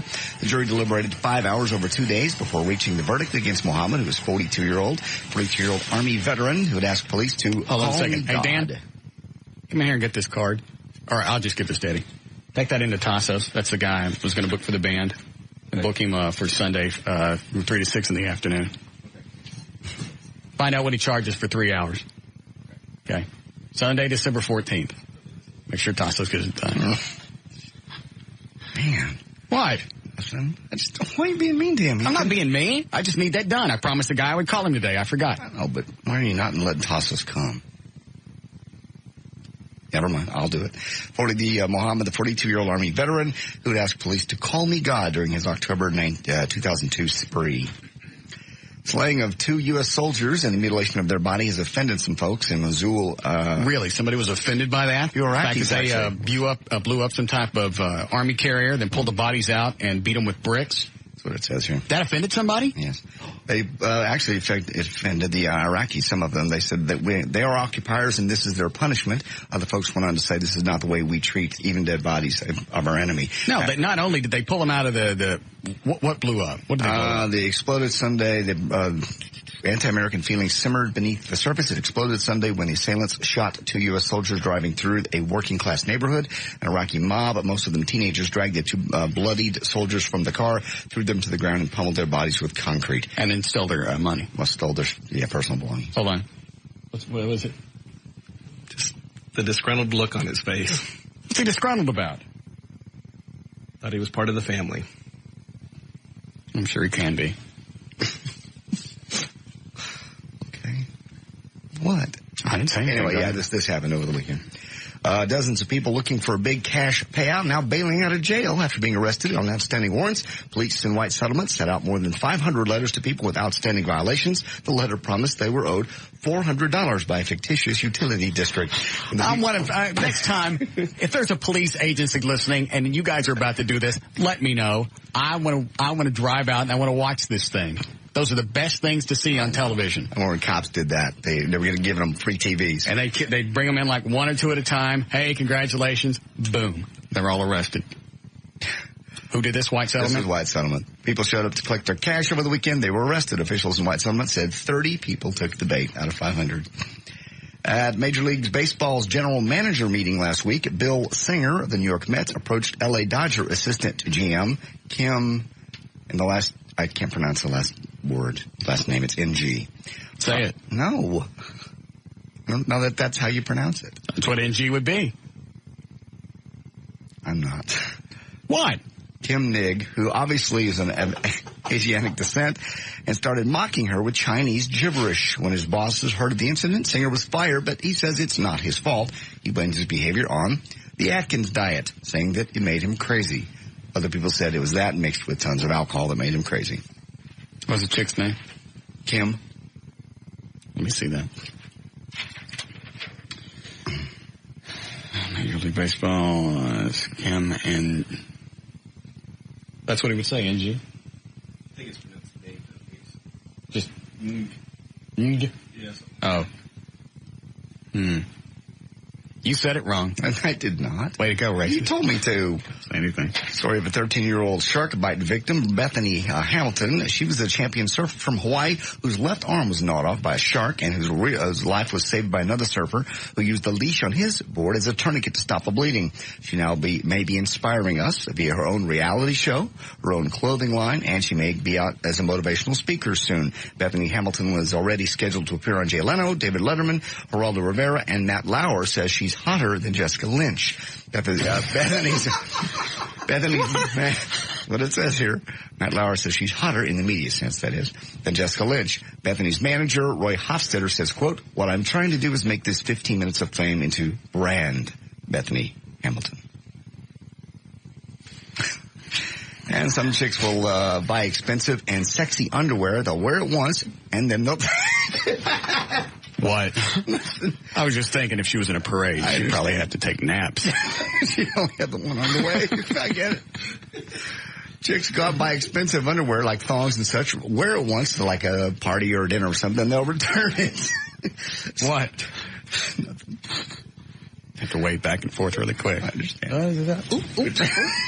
Stores like Victoria's Secret and Macy's will resell it, passing it off as new or untainted. Ace reporter from CBS Channel 2 in New York bought thongs from Victoria's Secret and Macy's, took them home, removed the price tags, marked the label with a couple of tiny black dots, then returned them. The store freely took them back, didn't even ask if they had been worn. CBS hidden cameras caught employees at Victoria's Secret attaching new price tags and putting them back for sale. The reporters also found their marked panties back on the store shelves that they put the little dots on.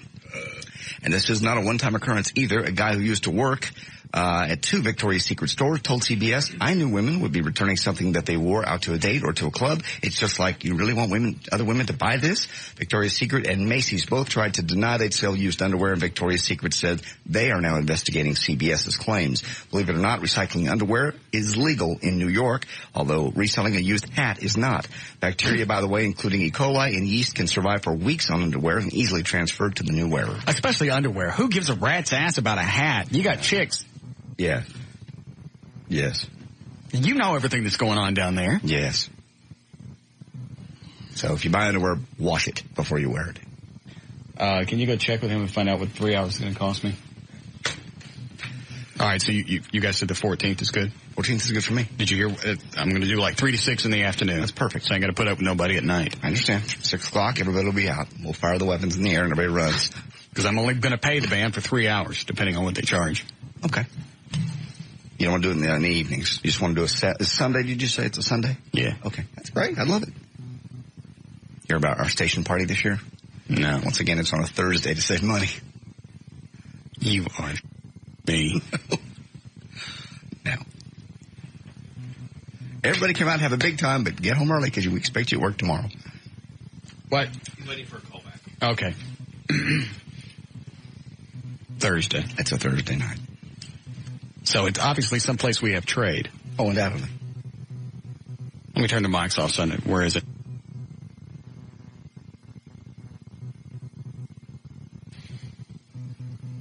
I don't think I'll be able to make it. Why? Well, what day is it on? It's a Thursday. Date? Oh, whatever the first Thursday in December is. 4th or 5th, I can't remember. Oh, I'm not going. I'm not going. Okay. What's the reason to go? Well, we always have fun just with our group. We always have fun. Well, we're going to have our own Christmas party, so I don't got to worry about it. Okay. What's the purpose of going? To go and get some type of our Christmas bonus? Some kind of thank you plaque for saving the station for another year? Is that what's going to happen? Like last year when you get those hot wings we had, was our big dinner. It was our Christmas party dinner. They had a bunch of crap that I couldn't eat. I forgot where we had it last year. Was it do you want to say on the air? I don't want to say what it... Oh, I remember. I remember. Never mind. You don't have to say. I like the place. I don't like the food. All right, I'm sorry, go ahead. That's it. There's news and information. I'm J.D. Ryan, live 105.3. This is Russ Martin.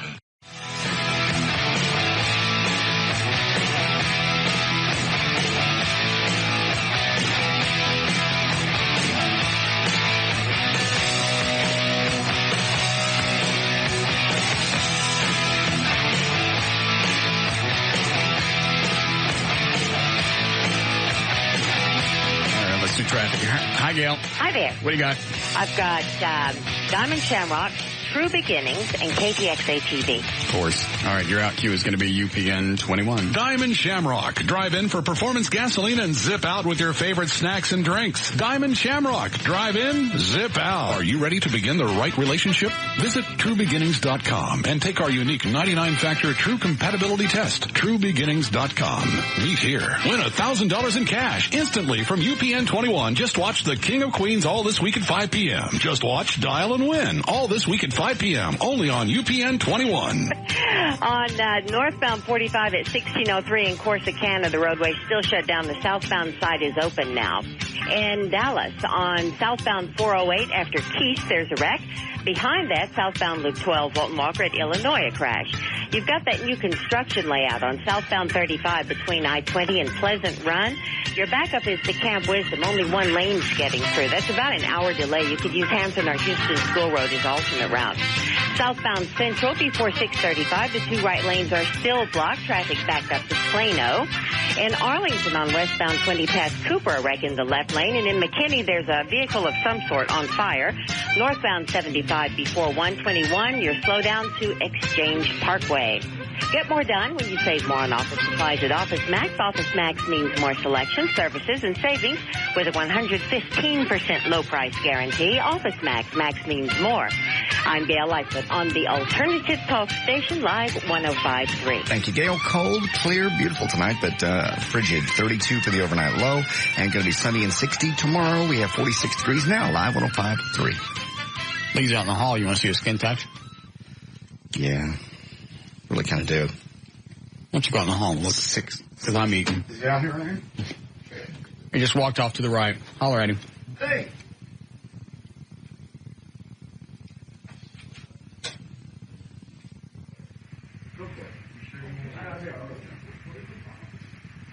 He's about to show him. What? Nasty. He show you? Did he really? Yeah, he just pulled the shirt back. They're right here and everywhere.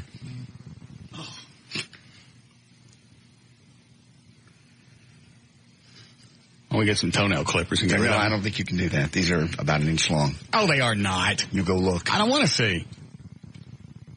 Started out as a joke. Does he really have them? Yes. No, he doesn't. Yes, he does. They start right about 3 inches from the pit. Ask him if he wants them chopped off. Okay.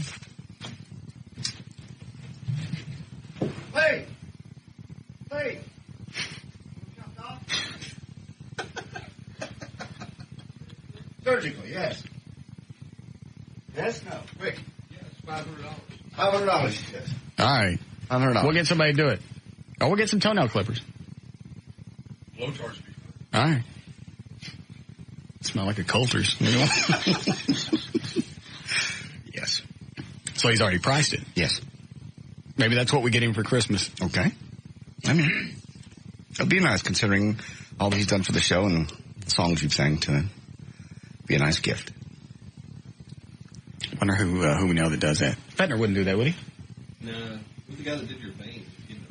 Dr. Sinkowski? Was that who it was? Yeah. It's on my website. Hold on really quick. Let's see here. Is it under official services? Fettner, Dr. Sinkowski. He does veins, though. But I bet he could chop those off. Yeah, I thought he was like in a little group. Yeah. He could do that. Mm-hmm. I bet we could do it ourselves. No. Why not? I think you need to do it surgically. Nah. Get some needle nose, pull it out. Oh, God. What? That would be very, very painful and probably quite bloody. I think you need to freeze it and then they surgically remove them. Well, grab it with the needle nose, pull it out, snip it, and blow on it. No. No. No. Yes, Jason. Hey, buddy. Yeah. What you need to do is just ask somebody to bring you a can of liquid nitrogen, and you just spray it, and then just cut it off. See? Easy enough. Thanks, Jason. Actually, you don't just do that. Liquid nitrogen, you could burn him. No. You pull it out. No, you don't. Yeah. You pull it out. Yeah. You hit it with the liquid nitrogen. Right. And then you snip it with some toenail clippers. Very scientific. No, it's not. Yeah. If a doctor's doing it, it is. Call Sinkowski, Dan. It's probably on his website. Do you have it? We'll just get that taken care of. Be our wedding gift to him. Very nice. Mostly for his bride. Mostly. Yeah. What's the matter with you? It's made me start itching. Did Tostos get a price for that band yet? He's still waiting on the phone call back. All right. Go ahead, Tyler. Hey, man, I was wondering if you could help me with something. I met this chick, and I really like her. I've got a lot of common with her, but we've been dating for a few weeks, and we had sex the other day, and she's got kind of like a dark birthmark about the size of a quarter down by her cooch. Oh. Yeah, I know, and you're always talking about it, and I can't stop kind of focusing on it, and I mean, she's real cute, but it's kind of starting to get to me, and I don't know what to do about it. How big is it? It's about the size of a quarter. Ew. I couldn't. It's not a deal breaker. A quarter? Yes. It's not like it covers up her whole stomach. Where is it? Right down by her cooch, a couple inches away from it. I mean, she's just a beautiful girl. The birthmark? I haven't really asked her. I would think so. Does it got hair on it? It's got a light little... Oh, no. Mm-mm. No. That's a deal breaker. Oh, it's not. Yes, the hell it is. Why don't you see if she'll get something done about it? Throw out little hints. Wait a little while before asking her that? I've said this before, but you can certainly try this. Why don't you lay some cheese on her knee? No. No, that's not. No, it's not. See if that thing goes. Not a chinchilla. It's a birthmark. Oh. No. Yes, that's a deal breaker for me. Because that would be all I wouldn't be able to have sex. That would be the only thing I would focus on the whole time. I don't care how perfect she is. She is. We've had this conversation. Your face isn't even down there when you're having sex, unless you're, But I know it's there. In fact, that's even worse. I know I would be touching it while we're having sex. It's not going to transfer. I don't know what it is. I don't know how these things work. I don't know where she got it. Well, you see, I see if he's thinking, when you say more. I wonder if she could shave it and have a tattoo put over it. No. But the hair would grow back, wouldn't it? That's what I was thinking. He said it's got a very small Why don't you fuzz. see if you get like a tattoo and make it some like a marsupial? That way when the hair grows back, it looks real. He didn't say it was a wart. No, I know, but he said it's got hair on it, so do a tattoo around it. Yeah, right. So it looks like a little mouse or something. No. But that would be a deal breaker for you? Oh, absolutely. Any type of handicap. It's not a handicap. What's wrong? What's wrong with you? You got one? No. Would you like one? On me, no. Okay. Then why would I want to see one? Well, it's just not a deal breaker for a perfect woman. You just want this perfect Barbie doll chick to step out of a box somewhere. If I'm going to be licking all over a chick from start to finish, I want to know that I can lick her everywhere and there's not an area that I got to avoid. And I don't want to have to avoid hairland. It's not. He said it's not that hairy. He said it's got hair on it though, right? Yeah, just the light. Ooh. Maybe that's just a regular hair. You can only see it because it's on something dark. All chicks have a little bit of fuzz. Is that any birthmark, Russ, or just because of her location? I mean, what if it's on her back? It's a great big hairy thing on her back? It's not hairy. Does it have hair on it? It's a light fuzz. Okay, it's got a light fuzz. Is there light fuzz anywhere else but on that thing? No. Okay, then it's hairy. You could shave over that. Well, you could, but it's going to grow back, and just the fact that you know it's there, and you don't know how deep it goes. Ugh. Ugh. Yeah, it may not just be on the surface. It may be some mole that goes all the way in. No. Those things gross me out. I'd have to, if it were me, I'm not being cute just because we're on the air. That's enough to queer the deal. Unbelievable. You just want this perfect Barbie doll to walk out of a They don't have to have a perfect body, but I don't want things growing on it. JD, it is pretty distracting. Is it? Well, I haven't seen it, but I just think that the chick is perfect in every other way. You guys don't have arguments? She let you do whatever? Yeah. Yeah, I mean, we haven't had any sort of a problem. That's going to be it's just up to you if you can overlook it. I still like the idea of making it a tattoo. Everybody likes a marsupial. I just think I'll give it a couple weeks and then just kind of nonchalantly bring it up. And yeah, so you know what? She may want to get rid of it. I don't know how you get rid of that, a birthmark. Tattoo over it. Or you cut it out. You could cut everything out. Like I said, you don't know how deep it goes. You have to get a metal baller. No, it's just the skin. You don't know. Hey, would you just leak? Why don't you shave it and see to it come off? Nah, don't think I can do that. All right, good luck. Thanks, bud. Well, they've just started dating, and it bugs him that much. Now's the time to cut and run. It's like the chick that I dated, I think it was around 90. It's pretty hot. Got her naked. Got her panties off. Mm-hmm. She had little hairy moles. See, I can see that because you could feel those. It was like right in the panty area. Right. It was like 3 or 4 right over here on the left and then a couple on the right. You're going to feel those. That would be... It's just the fact that they were there. I know. How about you give me the heads up before we get naked? I remember exactly where we were in my apartment. I was living off LBJ at Skillman. I had her pushed up against the door. We're making out. Mm-hmm. Panties come down. Right. Here come the moles. That's when I looked at her and went, we are moving too fast. We don't need to do this now. But I'm so hot. I'm so ready. No, that's not. She took my hand, shoved it back down in that area. That's like, oh, well, look what you've done to me. I didn't grow those. I think she meant moisture. She actually made me touch them. I'm dizzy. I know. I can imagine. I don't know where this obsession came from with me. I can't stand it. If you got some great big growth someplace, it's going to hook me out. I'm sorry. So if you've got some desire to go out with me, get it cut off now. Heads up. Yeah. And if it's got hair growing out of it, even quicker. I don't know if those grow back. Moles, I don't know. I've never had one. A bumpy one. I mean, I have little dark spots in my hands. On your hands? Well, like on my arm. I can't see any right now that I say that. Those are liver spots. They are not liver spots. Same. I always had them. Okay. You get a hold of Dr. Sinkowski? No. Hello? Yes, Ashley. How's it going? Good. I had one of those down on my cooch too, except it wasn't hairy except for normal, pube hair. Right. But it was as smooth as my skin, about the size of a nickel. Just looked like a big freckle.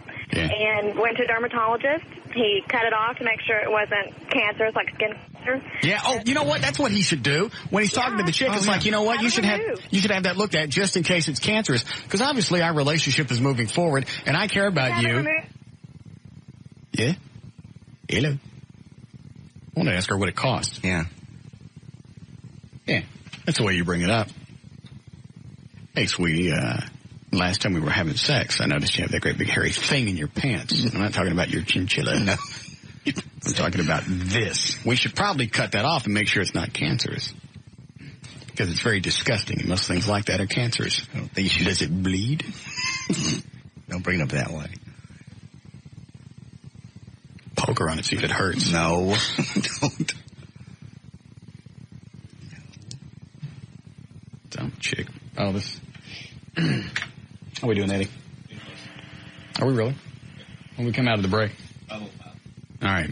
Go ahead, James. Hey, Russ. I'm dating this girl. She's about 5'7", 115. Real good attitude, no grief. Good body, except she's got real small. Yeah. No. Okay, breasts. Thank you. And she's saying she's going to get a boob job probably in January, February. All right. But if she didn't get it or she wasn't going to get it, I really wouldn't be dating her because they're small and they're a little bit saggy. Right. But the rest of her body is perfect. And I know that after I see her with the boob job, she's just going to be, she's going to do it for me. Right. Just wondering if I should stick around or not. No. Forget about it. She's going to go through an emotional change. Yeah, absolutely. Almost all chicks do that. They go through some type of emotional change. They start getting attention they didn't have before. Their self-esteem goes up. Their confidence goes up. And they moved on to some other guy. Never, ever, John will attest, never, ever buy a chick a boob job. Always be on the other side of it. Let somebody else buy it, because she's going to leave whoever buys them. Yeah. I wouldn't buy them. I've only dated her for about like 5 or 6 dates. And well, you can stay with her. Just know that something's going to change after she gets the boob job. Yeah. And you're going to have to go with her through the whole recovery process, because they're going to be tight and they're going to hurt. You got to rub vitamin E on it. And I know it sounds sexual, but I've done it, and you don't get anything out of it. How long is that recovery? Like about a month or so? Or? I'd say probably a couple of months before they're okay with you smacking them around. Yeah. She's got everything else going on. She's fun in the hot tub and all that kind of stuff. But I hear you. You know what? You can just you can stay with her. Just be guarded.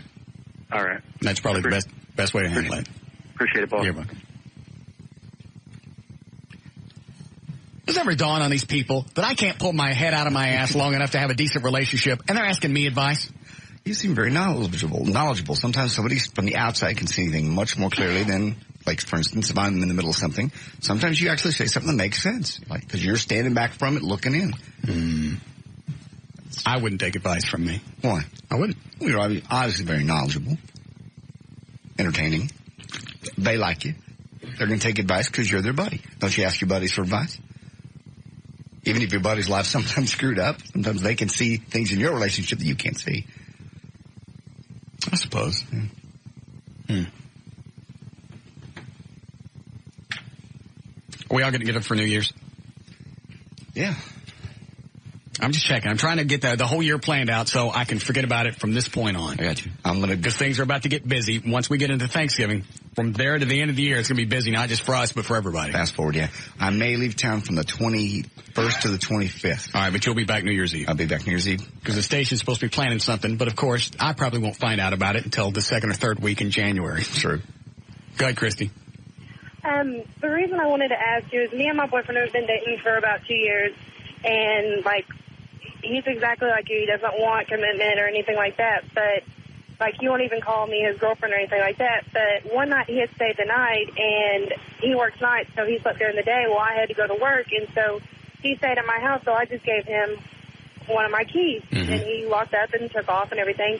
Well, then that weekend, I went over to his house to get my key back, and he just kind of suggested that he just wanted to keep it.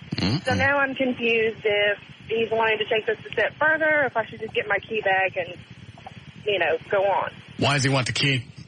That I don't know. I've kind of asked him, and he kind of skirts around it, and I said, well, is it to go through my stuff? And he was like, well, no, I respect you. I don't need to go through your stuff unless you're hiding something from me. And I'm like, well, no, I just don't understand why. You know what? Let him keep the key and change the lock. It's not that hard to do. Run to Home Depot, get a new doorknob you live in an apartment? Yeah. Oh, just tell the apartment complex you lost your key and have it changed.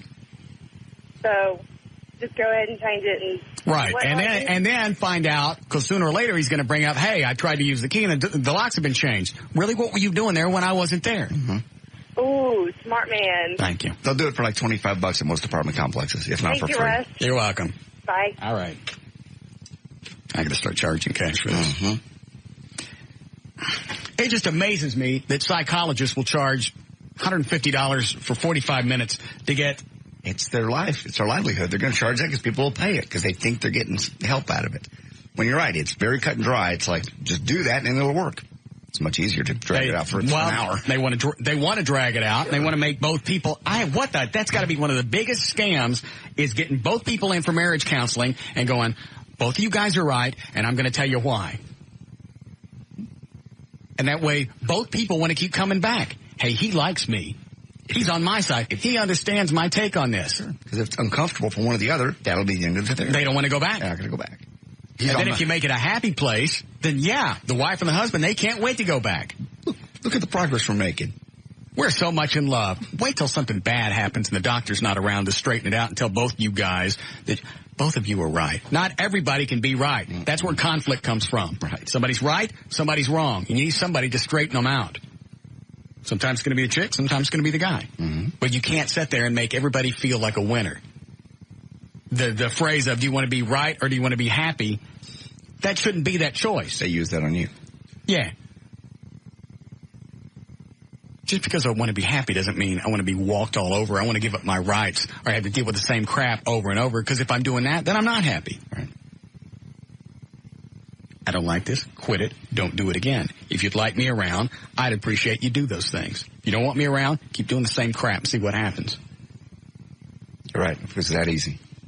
It's that easy to say. It's just sometimes not that easy to do. One more and then we'll take a break here. Yes, Chris. Yeah, boss. I was going to ask you. You were talking about, not buying your girlfriend implants, but what about wives that want implants? I mean, considering you're usually on the other side banging the wife, I was wondering, how do they feel about it? It's going to be the same thing. She's going to start getting attention that she didn't have before. The self-esteem, everything goes up. The self-esteem, the self-confidence, and she goes out, and it's going to be dating a different chick. Damn. So even if you have a woman that you feel so secure in your relationship, she's still going to end up, flaunting herself around no matter what. It's not going to be 100%, but she's going to get them, and she's also going to want to show them off. Yep. Very few chicks get boob jobs and then dress to cover them up. They want to go out in public and wear low-cut stuff they could never wear before, because this is a whole new life for them. I've had chicks flash me that would never show me their regular breasts, but just because they're new and they're big, look. Yeah, it's like a washer-dryer combo. Look what I got. Mm-hmm. Well, I appreciate it, boss. All right. Bye. Need a break here? All right. We'll be back. Let's do it.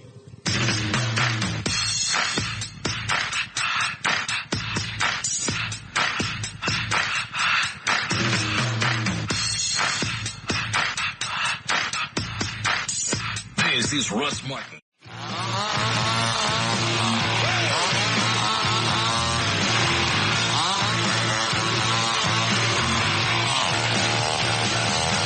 Where'd you find it? Psychology Today. It's at 4. Mastering stress. Wondering if you may need therapy? Do you take 5 minutes for the Psychology Today self-test? Find out what issues are troubling you, how your emotional and physical symptoms affect you, whether you cope well, and how your stress is affecting you. I saw on, it was Channel 8 News today. Mm-hmm. That was on CNN. General anxiety disorders. Just a general, mm-hmm. That's what I have. You don't have that. Yes, I do. General anxiety disorder? Yes. What are the symptoms? What I have. Which is? Just always anxious. Always worried about something. Well, I think a lot of people are. You can't help not be worried. Just like today. Every day I walk in at 3 o'clock. What's going to happen over the next 4 hours? I got a crap load of notes, watched TV all day, wrote some stupid things. What's the next 4 hours going to sound like? If it sounds like crap, I got to live with that for the next day. I don't like it. I know. Every day. One of the cops, I think, that was out in South Lake, we laughed about the show and thinking, hey, you guys come in, well, what an easy gig. Well, compared to being a police officer, it certainly is easy, but it's stressful. Nobody puts more stress on himself than Russ. It's a 12-hour plus day. Mm. 8 o'clock in the morning. What's the test? It's a self-test. Let me continue here. You're going to have to answer these, and then I got to give you your score at the end. All right, go ahead. Okay. If I get bored, I'll let you know. Okay. Select all of these that apply or none. All right. Going through a divorce? No. Very concerned about having trouble with a child? No. Lost or gained weight for you? No. Well, why don't you just take the test? We were changed careers. Well, I know these though about you. I won't know the others. What's the question? I'm asking, have you lost or am about to lose my job? Yes or no? I don't know. What's the question before all these choices? Select all that apply. Okay. Just select the ones that apply. All right. You're not Start over. Divorce? No. Trouble with a kid? No. Lost or gained weight? No. About to move or change careers? Yes. Okay. Have lost or about to lose my job? Yes. You're not. Answer the questions. I'm experiencing serious financial difficulty. No. Dealing with legal problems? No. Grieving the death of a loved one? No. Currently or have been recently a victim of abuse or violence? Yes. I'll click it. I'm afraid someone's going to hurt me? Yes. All right. There we go. Click on that one. Next page. Select one of these items I am most concerned about these problems. In your work life, family life. Slow down. There's only 5. Well, don't I have to tell you each one? No, you select just one of them. All right, go ahead then. Most concerned about your work life, family life, social life, love life, or health and work. Well-being. Work it is. Click continue. Okay. All right, let's go on. There we go. Next. Now, okay, here we go. Have you been feeling any of the following stressful feelings lately? Go ahead. Select all that apply to you. Go. Anxious. Yes. Torn apart. No. Nervous. Yes. Worried. Yes. Irritable. Yes. Overwhelmed. Yes. Fearful. Nah. Depressed. Yes. Scattered. Yes. Really? Frustrated. Yes. Lonely. Yes. Hostile. Yes. Gloomy. Yes. Sad. No. Okay. Weighted down. Yes. Drained. Yes. A few more. Closed in. Yes. Invaded upon. Yes. When? People stop by my house, they don't call ahead of time. True. Empty. Yes. Disconnected. Yes. Just a few more. Trapped. No. Choked. No. Stretched out. Yes. Explosive. Yes. Crushed. No. Confused. No. Okay. We'll continue. We're about halfway through. I've been experiencing... Gavin came by over the weekend, didn't call. You're kidding. Do you think you're buddies now? I guess. We got to see the house. Yes, I know. I wouldn't drop by your house unannounced. If my car was on fire. I sat there. He sat out in front of the house for about 4 or 5 minutes. I don't know how you do that to people. What? Just not come to the door. If I open the door, then they're going to want to talk. They're going to want to visit, and that's part of my day that I didn't budget. That's true. He got to see the house. Mm-hmm. I'm sure that was a big enough thrill for him. Okay. All right, go ahead. I've been experiencing. Select all that apply or none. Go. Okay. Headaches. Hold on a second. What is it, David? Pussy. What's he was about to cop an attitude, wasn't he? Absolutely. What did he say? He said, first thing out of his mouth, tell Russ to get over himself. Everything's fine. Show's not going anywhere. I don't need his help. I don't need if it weren't for this paranoia, I wouldn't get up every day and do this job the way I'm doing. I do this job for you people. I don't do it for me. I get nothing out of this. All I get is a nice, empty life. Yeah, I even got spit working on the side of my mouth now. It's that milky kind of spit where you start to nut out. I'm this close. Okay. You got a beautiful home. I don't make any difference. Life. What good does it do when you start to generate milky spit in the corner of your mouth? That's bad. That's not on here, by the way. It's a list of things you're experiencing. I'll say it. Go ahead. Headaches. No. Muscle tension or shakiness. Nope. Stomach aches. What about the twitch? That's shakiness. Yeah. Go back to the shakiness. I got that twitch. Stomach aches. No. Diarrhea. Nope. Backaches. Nope. Chest pain. Mm-mm. Skin rashes. No. Ulcer. No. Constipation. Allergies. Yeah. Okay. Dizziness or lightheadedness. No. Shortness of breath. No. Nausea. Nope. Stiff neck. Mm-mm. Racing heart. No. Dry mouth. Nope. One more. Lump in my throat. Mm-mm. Problems in living automatically trigger painful sensations. The emotions... Is this a result? No, it's not yet. All right. The emotional symptoms I find most bothersome is... Select one of these. Okay. Just one. There's most.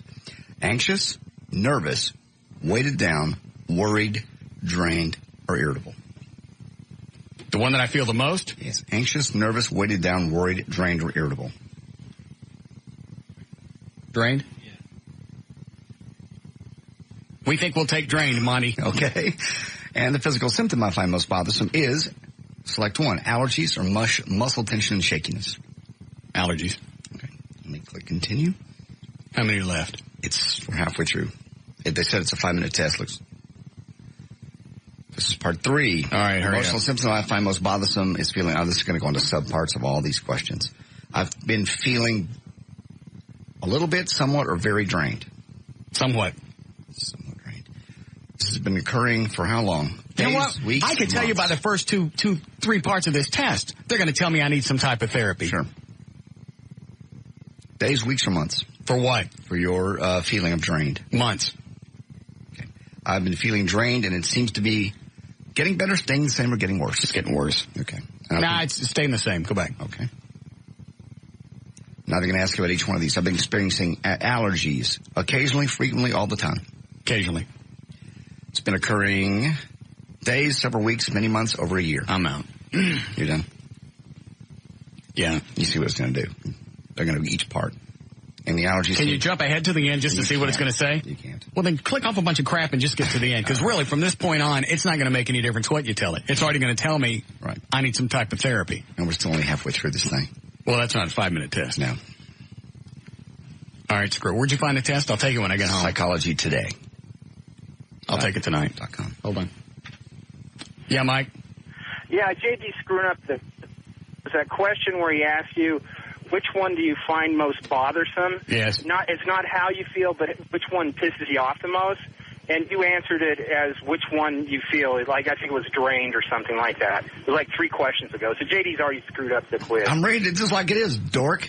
Hey, what? It's not your job to jump people down. Well, he's jumping me. Shut up. I don't need your help being ugly to somebody. Your role on the show is to be the nice, sensitive voice. Be that. If both of us are asses, that creates a problem. Well, okay. That's where all my stress comes from. From what, me calling him a dork? Yeah. Why? It's not your show. Well, get your own show and call him a dork. He's jumping me. Take it. I can't defend myself? No. Why? I'll do it. You don't. Because you're a dork. Days, I hate you.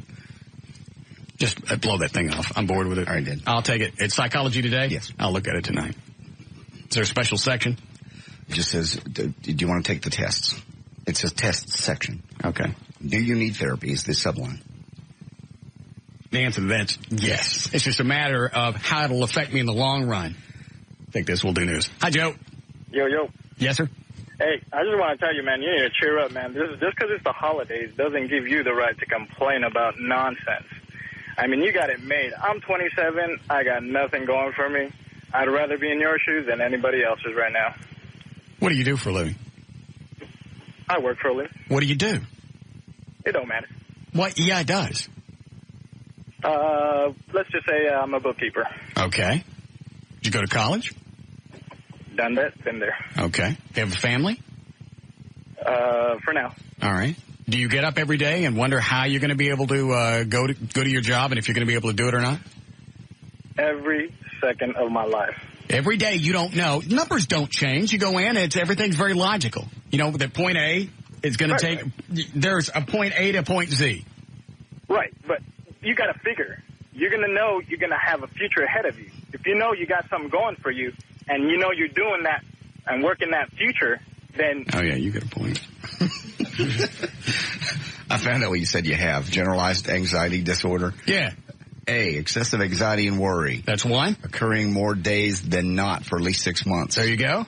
And B, the person finds it difficult to control the worry. See? C, the anxiety. Why do you think I keep buying stuff? Every time I buy something, there's a newness, it's a distraction, and I stop thinking about things, and I focus on that thing for a while, then the newness goes away, and I go back to the anxiety. I understand. I'd like to say I'm making all this up, but I'm not. No, I totally believe. I understand the pressures and stress under this show every day. I know people that listen think it's a big happy time. We just come up here and laugh, but it certainly is not for you. Yes, Gary? Yeah, Russ. Yeah? What's up? Nothing. Hadn't talked to you in a while, my friend. Okay. Well, let me tell you something. We got a problem. What's that? The problem is you forgot about me last Friday, dork. You forgot all about me. You want to call somebody a dork? What, I forgot about you how? You forgot about my birthday. You completely... I ought to come up there and smash your face in, Russ. What did you get me for my birthday?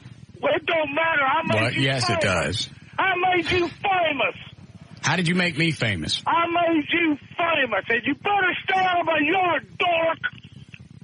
Oh, he didn't even show up at the gun show when I was out in Mesquite. No. Stay out of my backyard. He didn't even show up. Oh, we forgot his birthday. Yes, we did.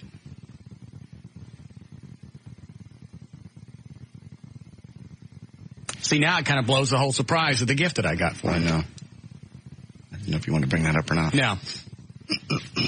Well, he doesn't get it now. Screw him. I was going to wait till I got a chance to see him. In fact, I even had it out there when I was in Mesquite at the gun show, thinking he was going to show up, and he didn't. I know. I ordered that thing from the WWE website. I had to wait at least 6 weeks because they were on back order. Now I got it, and now he's going to be an ass about the whole thing. It is so cool, too. But you can find somebody else that wants it. Yeah. All right. You ready for one more of this? Yeah, go ahead really quick. D, the focus of the anxiety and worry is not confined to features of the axis disorder. Here, it's going to get complicated. All right, I'm done with this. Okay. All right, 5:50. J.D. Ryan's on Live 105.3. Thank you, Russ. Phone company. Oh, I got one more. Miller Lite. Brought to us by Miller Lite. This hour of the Russ Martin Show is brought to you in part by Miller Lite. All right, here we go. Phone companies reported brisk business today as cell phone users took advantage of the new federal rules enabling them to change providers without switching their numbers. Verizon Wireless, the nation's biggest mobile carrier, reported more than twice the usual traffic in its stores, while the number 2, Singular Wireless, said portions of its website were down for about 2 hours as the company added capacity to handle heavier than normal visits.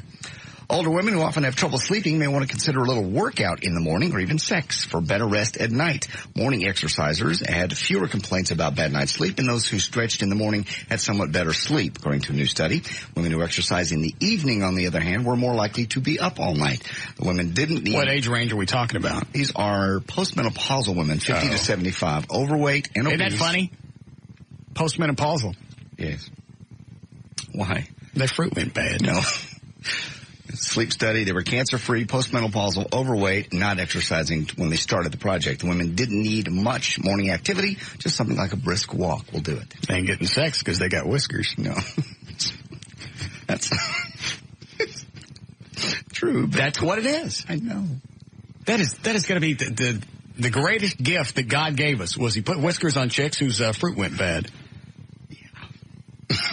You say it and it sounds funny, but really... That's absolutely what happens. They go through menopause, they start growing whiskers, and that's God's way of telling you, this woman, I'm not making this up. I agree. This woman is not fertile. If you have sex with her, you're not going to propagate the species.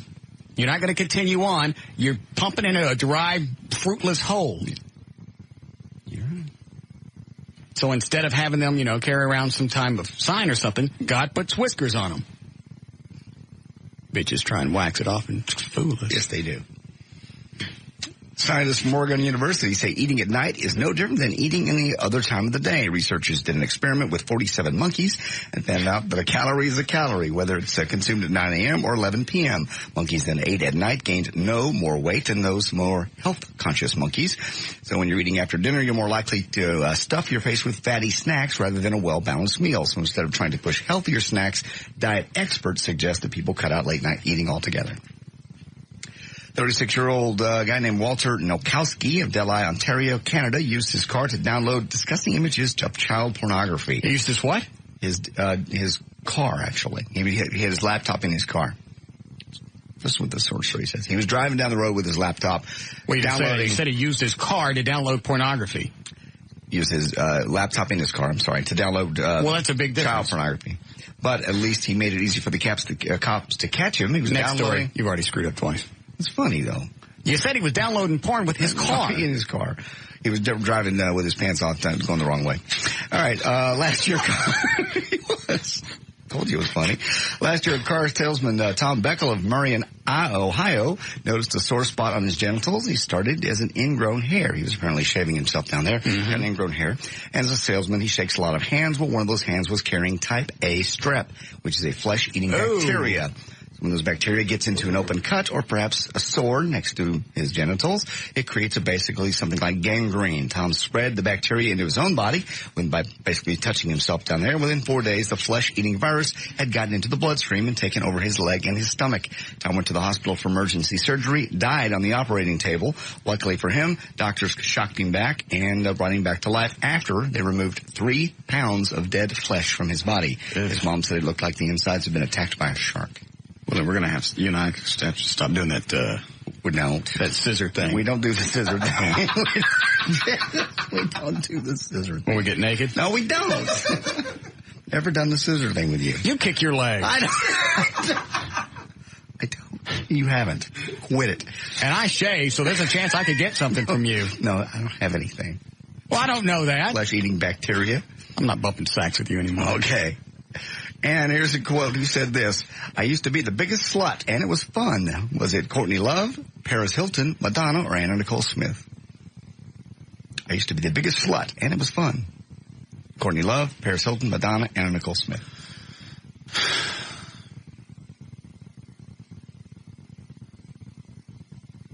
Madonna. Courtney Love in the current issue of Elle magazine, lamenting the fact that she can't have casual sex as easily as she used to. Hold on a second. Gary, call back. Yes, Gary? Russ, Yes? if you do not have my present up there this week, I am coming to the station, and I got a big surprise for you. I knew he'd call back. And it's going to be something Nice birthday that you've never had done gift, before. Gavin. And I tell you what, I'm going to beat you up against that. You know what, Gary? You're not doing a really good job to make me want to give you this thing that I ordered 6 weeks ago and I had to wait on because it was back ordered. I took it out to Mesquite with me because I thought you might show up. You're not really... Listen to me. I'm tired of jacking around. I'm not... You understand? You shut your mouth. You better drag your fat ass up here. Oh, let me come up here this week. You come up here this week.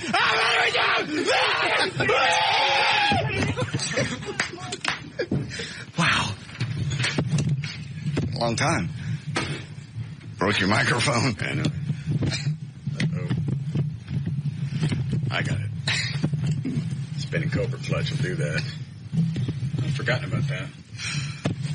I almost got this. Yeah.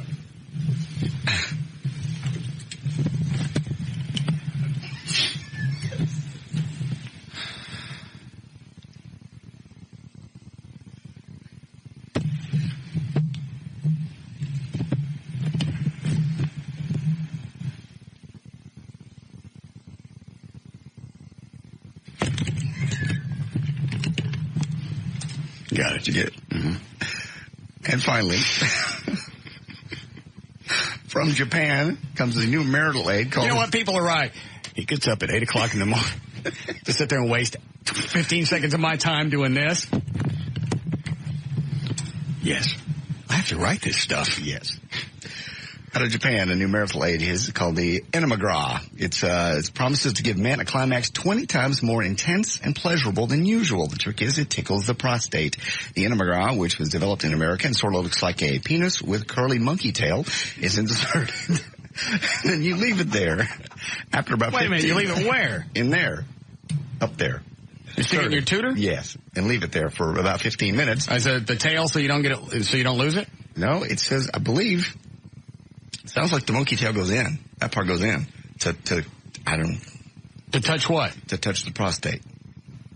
After about 15 minutes, your sphincter starts contracting around the toy, causing it to massage the prostate, the monkey tail part. Right. This sensation leads to intense fine finishes type. The climax lasts about 5 minutes, and there was entirely different ecstasy from what you feel normally. Doctors do give this one warning. Massaging the prostate is the same thing as massaging the mucous membrane in the bowel. The mucous membrane in the bowel. I understand. I got it. Is it made? I'd rather not hear anymore. Okay, that's out of Japan. All right. There's news and information. J.D. Ryan Live 105.3.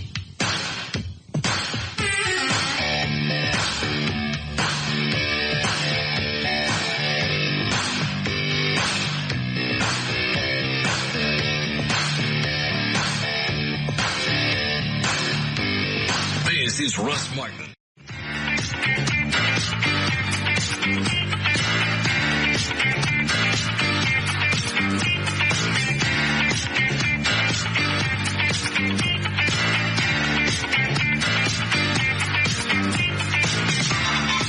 Any part of this Russ Martin Show, hear a repeat on the overnight broadcast, 2 a.m. to 6 a.m. on the Alternative Talk Station, live 105.3.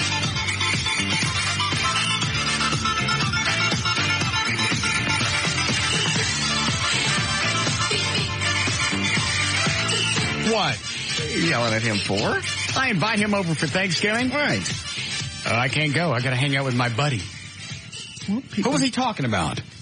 I didn't hear it. I had my headphones on. Something an overnight trucker. Yeah, it's Joe Kelly or something like that. It was an overnight show, it sounded like.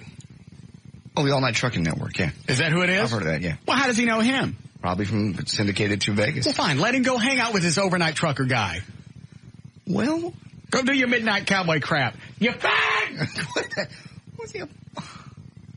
Why does that make him up with that, what you said? A fag? Yeah, I didn't want to say it. He's going to go hang out with a midnight cowboy? Stop it. No. Sorry. It's a trucker network. Used to be Bill Mack started that whole thing. Okay. Now this is new guy. Mm-hmm. So I invite Gavin over for Thanksgiving. He goes, I can't make it. I got to go hang out. I have to go hang out with my buddy. What's his name? Joe Kelly. Joe Kelly. The overnight trucking midnight cowboy guy. Well, maybe he asked him first, and he said yes. Well, fine. So I don't see that being a very good career move. No. You can go hang out with him. Okay. Everybody loves a cowboy. I told Tassos he's not invited to your house. Good. What'd he say? He just shook his head and really didn't say much of anything. Good. Looked very dejected. Did he book the band for me? I do not know about that. I knew he was on the phone doing it a minute ago. Good. I need to know what it cost. Yes, go find out and see what it costs for the 3 hours. Hi, Gail. Hi. You ready to go? I sure am. What do you got? Southbound 35 Simmons at Market Center Boulevard, a stalled car in the center lane. And in Irving on westbound 183 before spur 482 Story Lane. You got to reckon the left lane traffic's backed up to the 35-183 split.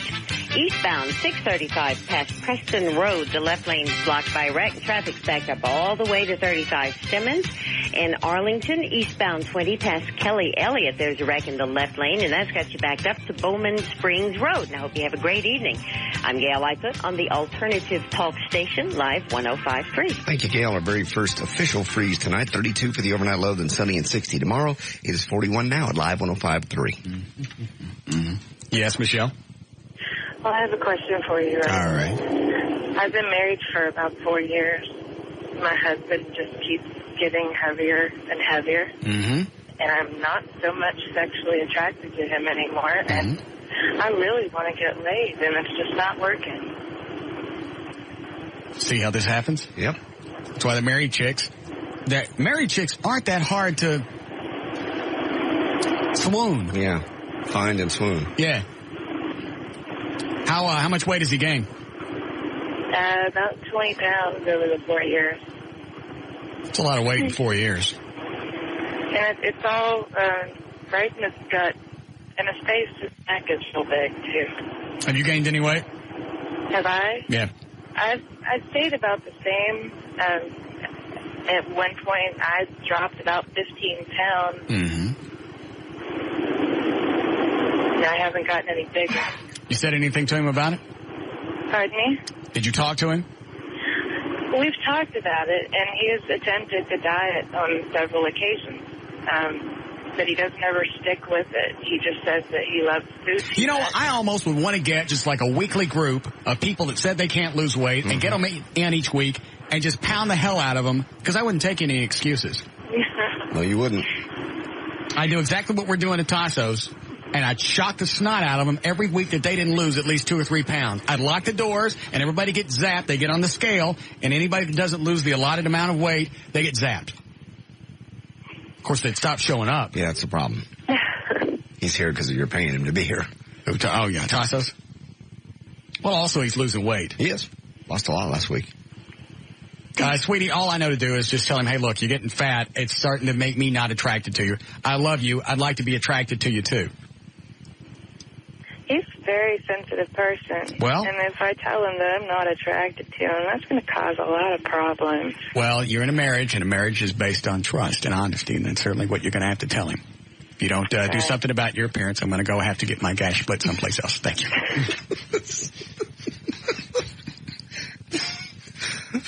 Quite eloquent. Thank you. And with the holidays coming up, people are going to it's going to be worse.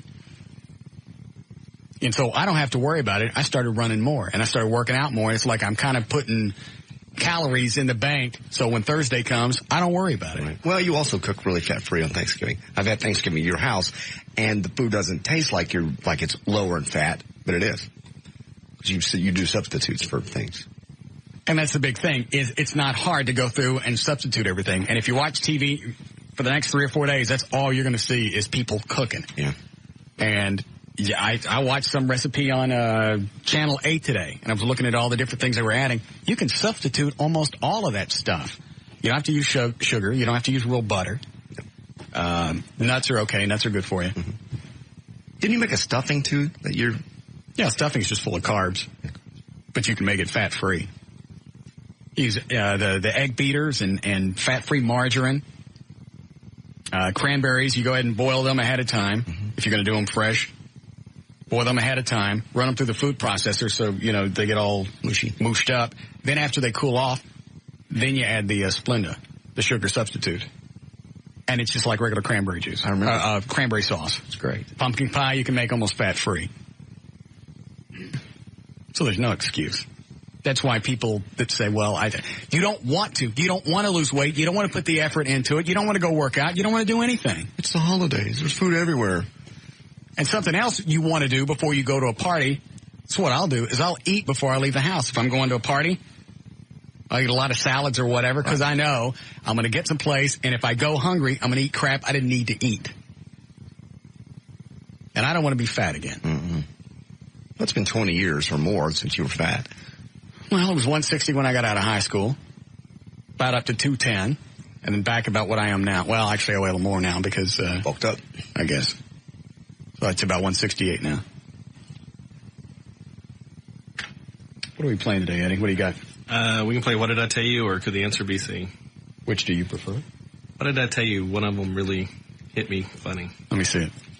I'll take this while I'm looking at it. Go ahead, Mike. Hey, Russ. People like her are the reason why half the problems in this world evolve with people getting divorces and stuff, because when you marry someone, it's for the person, not for, they're going to gain 20 pounds or whatever. I mean, if she went through a real crisis like her loved one going through a major problem, she'd probably dump him in a heartbeat. Well, here's the problem. If she's being honest about the thing, the guy's gaining weight and she's not attracted. Yeah, but that's... And she wants to, no, it's not part of life. You don't have to you stop caring about yourself. Why should anybody else care about you? Yeah, that's good. Go ahead. What? What if the guy had a problem with his system, or his metabolism got screwed up? Oh, so it got screwed up in a course of 4 years. Well, you know exactly what happened. He got married, he got complacent, and he sits around and he's gaining weight. He doesn't care. Well, if he doesn't care about himself, then that's one thing. But that's exactly what's going on. Yeah, but for some, I got enough yeah buts out of you. And chicks do the same thing. Oh, sure. Once they get married, they've got you. I don't have to do anything. I don't have to stay in shape. Man, all the chicks on my block, mm-hmm. I see them go out to the mailbox to check the mail. It's just disgusting. I know. And they're all about my age. Walk through any grocery store. I was walking through over the weekend just going, man. And they all have kids. They all got 2 and 3 and 4 year olds dragging along behind them. And you have that thing flash through your head again? Yeah. Where you want to walk up to them and go, hey, what? You do. You want to ask them. Because you know there's some guy someplace that was horny enough to do that. Yeah. Sometimes twice. Because they got babies and stuff. And you're just like, damn. What campsite did you go to where it came back twice?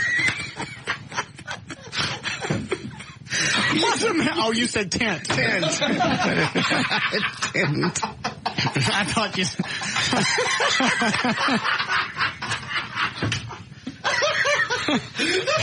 You said... That's funnier. Yeah. You said any other time you'd pull up your tent and leave. I thought you said the T word for the breast. That's why I hit the delay. No. But you're right, either way. Either way. You pull up your teat and leave. We need to do that one day. Go to the mall and just ask to see a picture of their husband.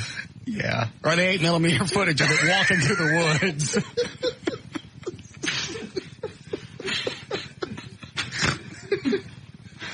Oh, God.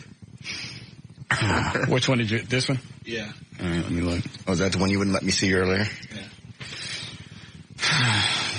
The whole thing is together. All right. We have stuff to give away. Yeah, we do.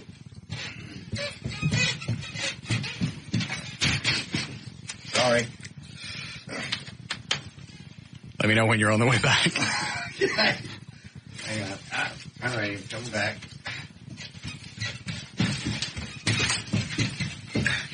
I got it. Huge in here. Now it's time to play everybody's favorite game. And here's your host, Russ Martin. All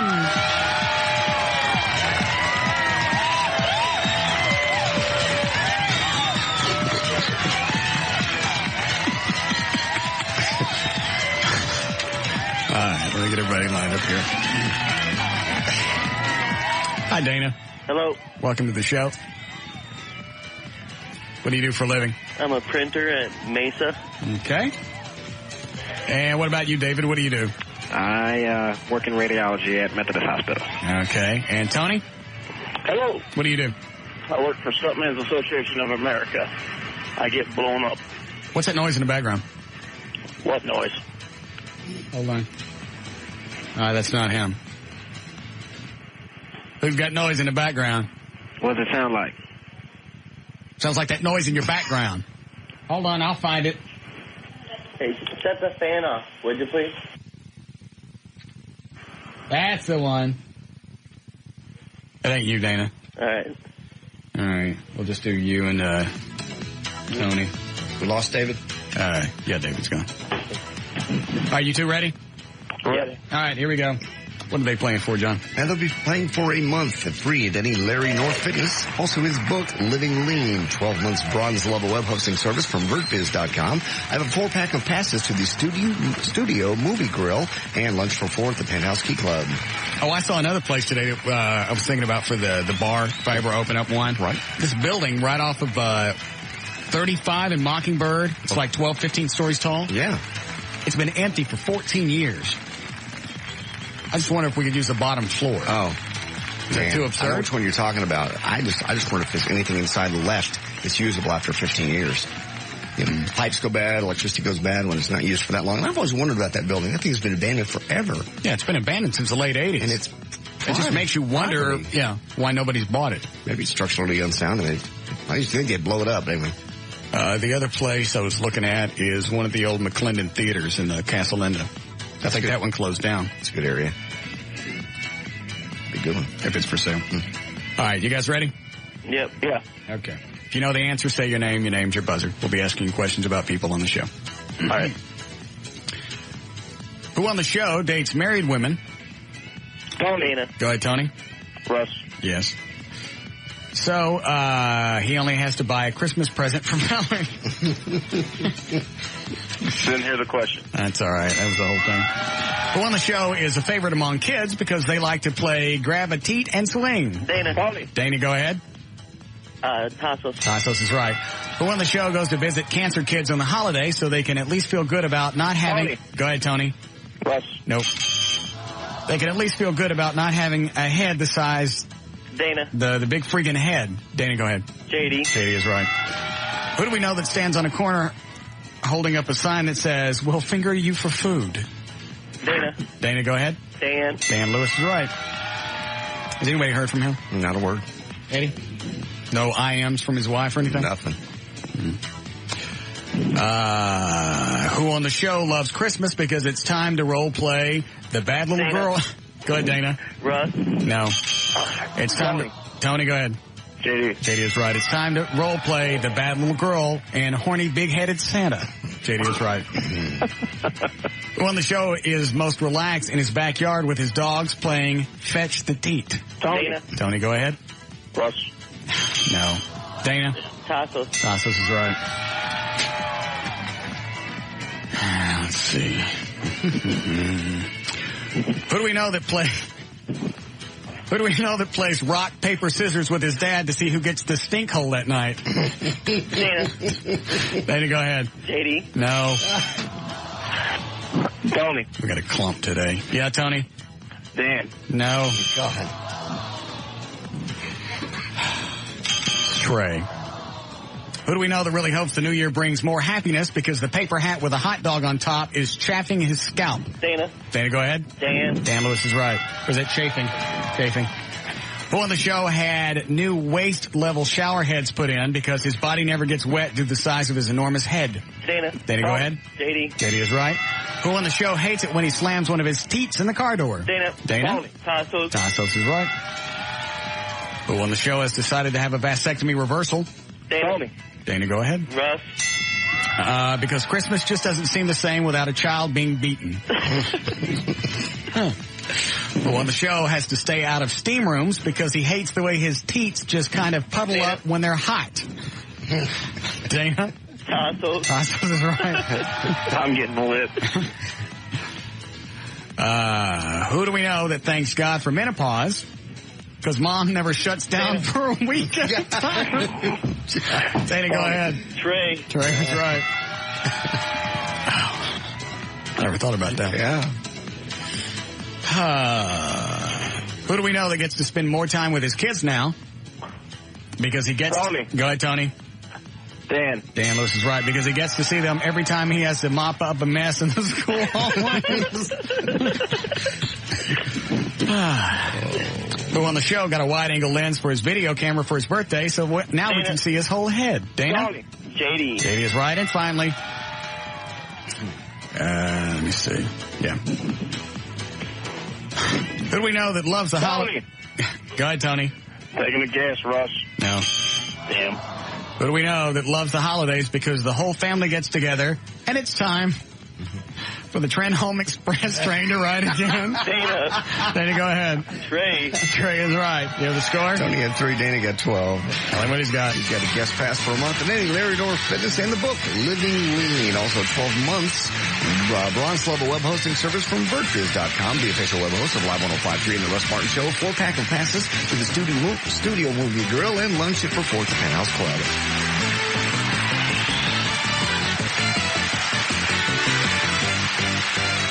This is Russ Martin. Call Russ, who's impervious to all that surrounds him. Now at 214-787-1053. All right, you got one more newscast? I can pull one together, yes. You've done 3, so I didn't know. But yes, I've certainly got more than that. Yes, I do.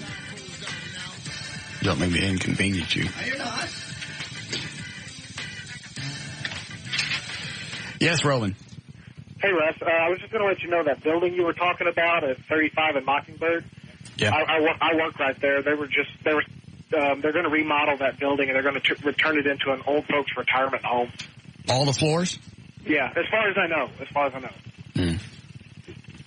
I'm surprised it's been sitting there vacant as long as it has been. Well, I am too, and what you said earlier about them, it might have been structurally damaged. That's what I had heard for a long time. But I looked at it today, and some of the upper windows were missing. Oh, well, then that may be part of the remodel then. All right, thank you, sir. Thanks. Or if they castle into buildings for sale. I'd like to do it someplace in the mid-cities, so you could draw from Fort Worth and Arlington and Dallas and whatever. Yeah. But I'd never go, because I don't live anywhere near the mid-cities. You have to be somewhere that's convenient for you. Yeah. Someplace on the way home from here would be fine. Yeah. There's got to be somewhere. I'm just thinking about finding some place that's not doing well, that already is set up as a club. We go in, add our stuff to it. Right. It's already got the plumbing and maybe even a little kitchen or something. Yeah, I want to have food. The basics. Yeah. Yeah. It's like when you and I went out to Champs that one night in Irving. Yep. It was packed. In fact, it was so packed, we went next door. It was like nobody was in there. Nobody. The place was empty. Well, rude service, too, but that's beside the point. Yeah, that was the chick that was pissed off because I couldn't wait for the food. And so I tell her just to cancel the food, I'll pay for the drinks. And she's pissed off that I didn't tip on the entire tab of the food that I didn't that never came. We're the only ones in there, and it took like 20 minutes for nothing. That took longer than that for the food. Yeah. So maybe that's why it's not busy. Bitch. So yeah, take some place like that you know.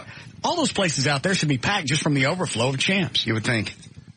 They had TV going. I mean, Champs had TV going. I guess it's just the atmosphere in Champs. It's open, it's lit. People are going to be there. They got music on some nights. The other place was kind of dark. We could do all that. Oh, sure. Change it easily. Yeah. And Irving's not bad. No, it's right down the road. Yeah. It's where Gavin moved, sort of, in that area, somewhere out in that vicinity near the airport. It's where he was looking, anyway. We should go roll his house. Gavin's? Mm-hmm. He's not even in it yet. Good. Before he gets even a chance to turn the lights on. First time he sees his toilet paper. You want to do his or Gary's? I just got a great idea about Gavin's house. I know what you're going to say. Okay. You want to go ahead and say it, then I'll jump you? No. Why would you jump me? Because I know exactly what you're going to say. I'll turn the mics off, and you say it. Do you know what you're going to say? All right, say it.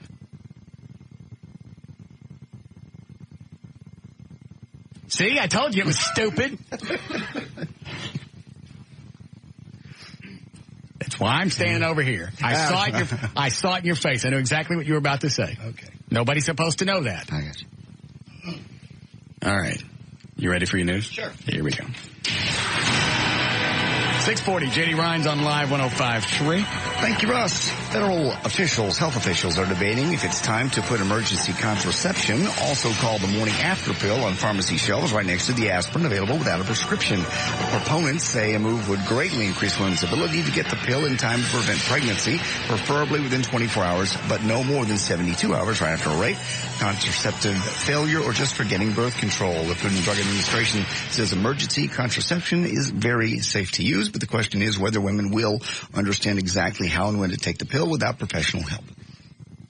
A fire in Clarksville, Arkansas burned down a home with Lloyd Holt and Teresa Dick, and killed their 10-year-old daughter because she'd been left home alone, chained to the bed.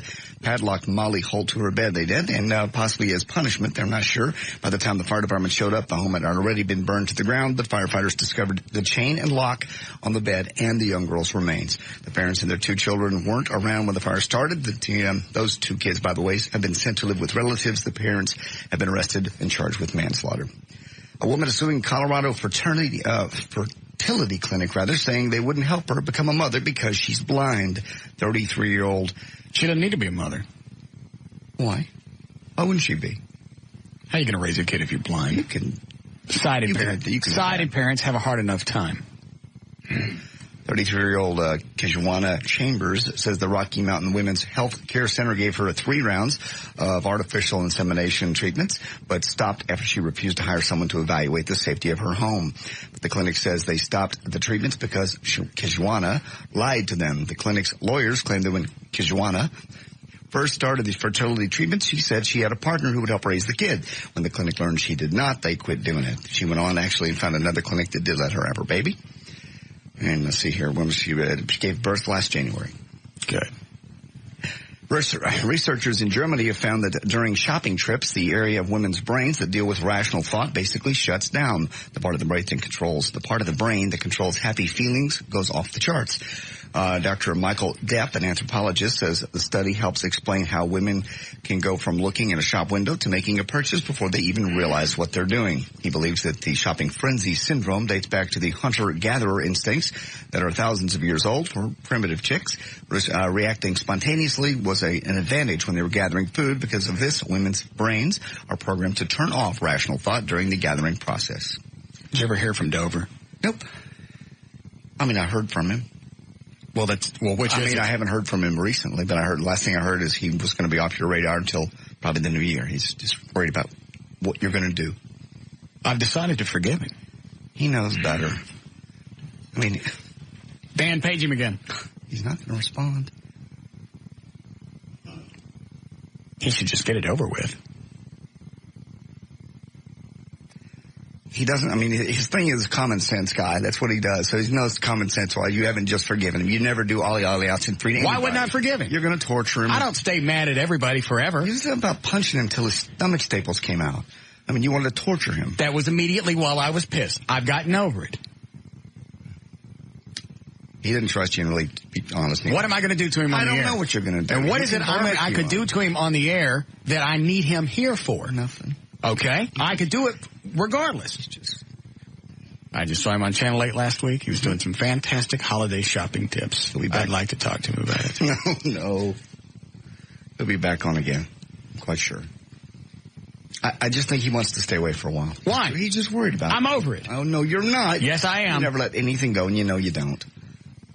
And he knows you don't. He just picked this show to be his big... What did he pick it for? No, that's not it. Kind of a grandstand. Yeah, his big grandstand to jump on a bunch of different people and potentially leave me liable for it. Nothing happened, but that's not his call to make. No. I got pissed off about it. I had my fit. I'm over it. I'd like to talk to him right now and say I'm sorry. I don't believe you. I'm going to see him Thanksgiving afternoon. He has some gifts for us. What kind of gifts? Our Christmas gifts. They're in early. What's he getting? I don't know yet. He just said... Gonna get us towels again? No. Fabulous towels? They were fabulous towels. They were towels. They were huge, big, thick towels. They were $80 towels. All right. They were beautiful. I've had to use mine on my boat all summer. But he's got our Christmas gifts, so I'm just going to go pick them up. I don't want mine. If Why? he can't bring it to me himself, or at least call and say Merry Christmas and say it's on the way, I don't want it. Okay. Can he call in and you won't jump in? What have I been saying for the past 2 weeks? No, I don't believe you. I'm over it. You're not over anything. You ain't over nothing. Saying? Speaking of that, my next story. You paging? Good. How to know when you're being bullied at work. These are some experiences outside the work area. You feel like throwing up the night before the start of the work week. Your doctor asks what you could be causing your skyrocketing blood pressure and recent health problems. All your paid time off is used for mental health breaks from misery. Days off are spent exhausted and lifeless. Your desire to do anything is gone. Here's your experiences at work. Surprise meetings are called by your boss with no results other than to further humiliate you. Everything your tormentor does to you is arbitrary, working a personal agenda that undermines the employer's legitimate business interests. Others at work have been told to stop working, talking, and socializing with you.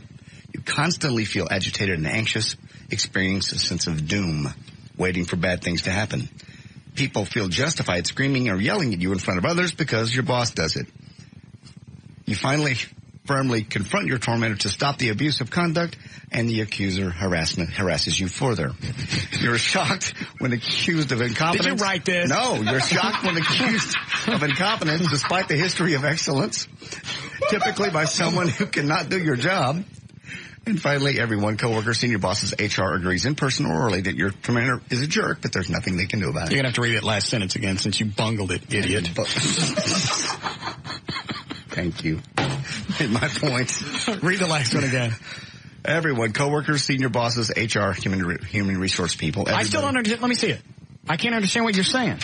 Everyone agrees that he's a jerk. Everyone, coworker. Well, you're not throwing in the commas where they belong. Everyone, including coworkers. You didn't say that. Everyone, coworkers.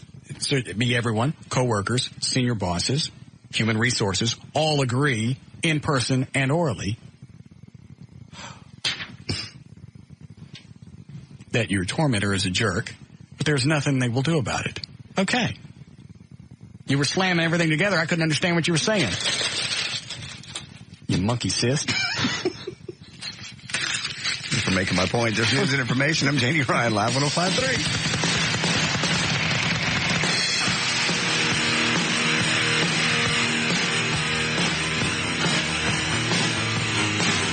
This is Russ Martin on.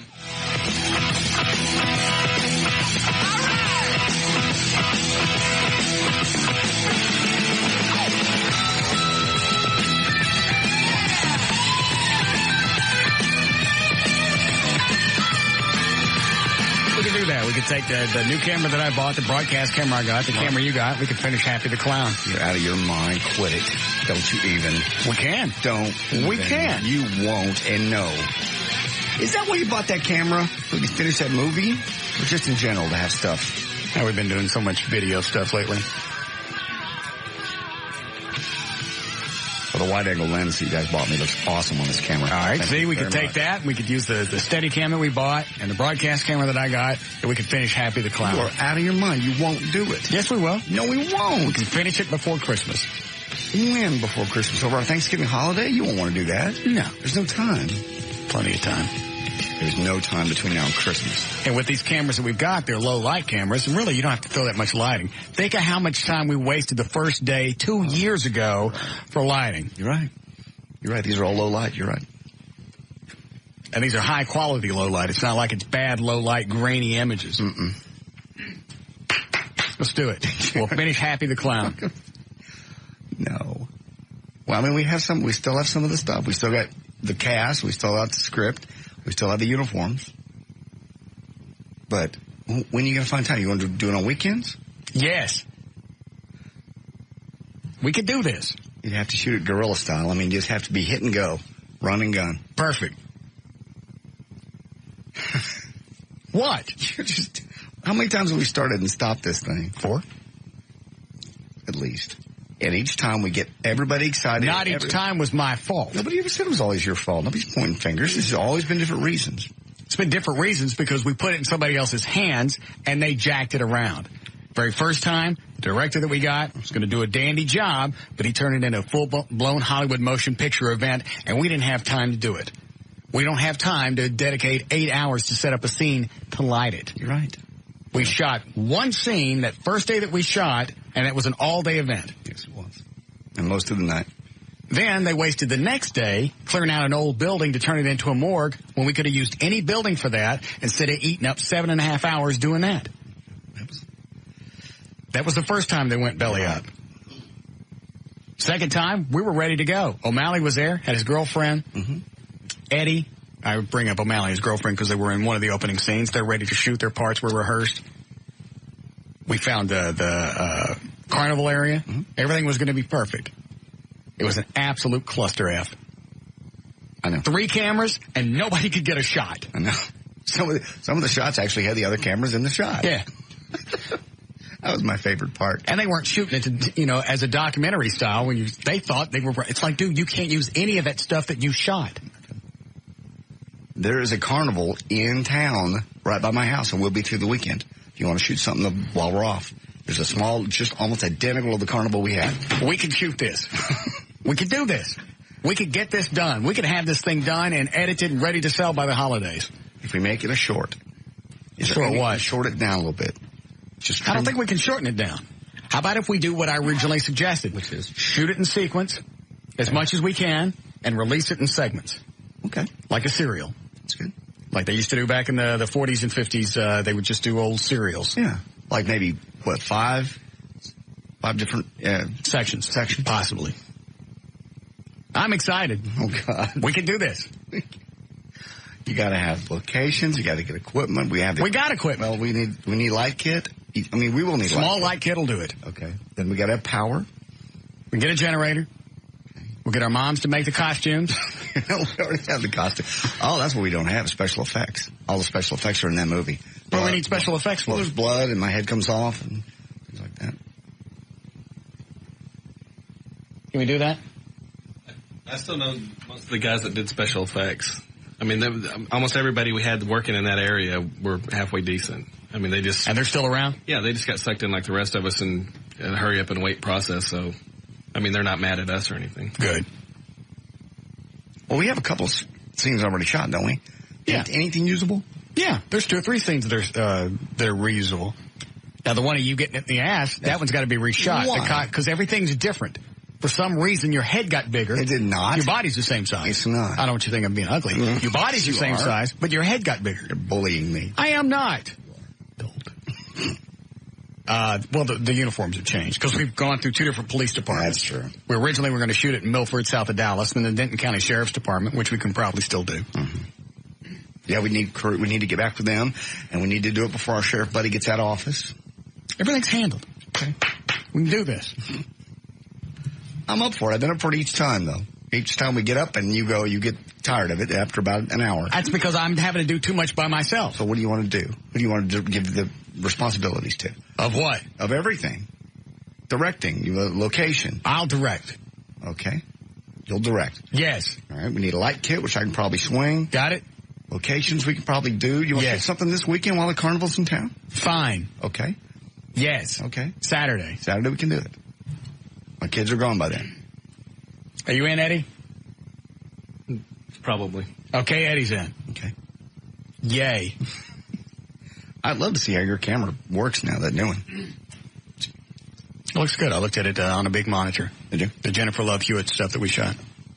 It's dandy. Yeah, that was nice bright sunshine, too, so you're going to get both vibrant colors. All right, I'm ready to shoot this thing. You're going to tan now, because I know you. You wait till the last minute, then you look like you're I'll put on the spray tan. I'll do the Mystic Tan. That way it's automatic. George Hamilton is the only thing that popped into my head. I'm trying to think of something big-headed and red. Red. Oh. You look like the Kool-Aid Man. Okay. I'll do the spray tan. All right. We done? Yes. Okay. I apologize for the hard show today. Not a hard show. What was wrong with today? I ain't talking to you. What's wrong with me?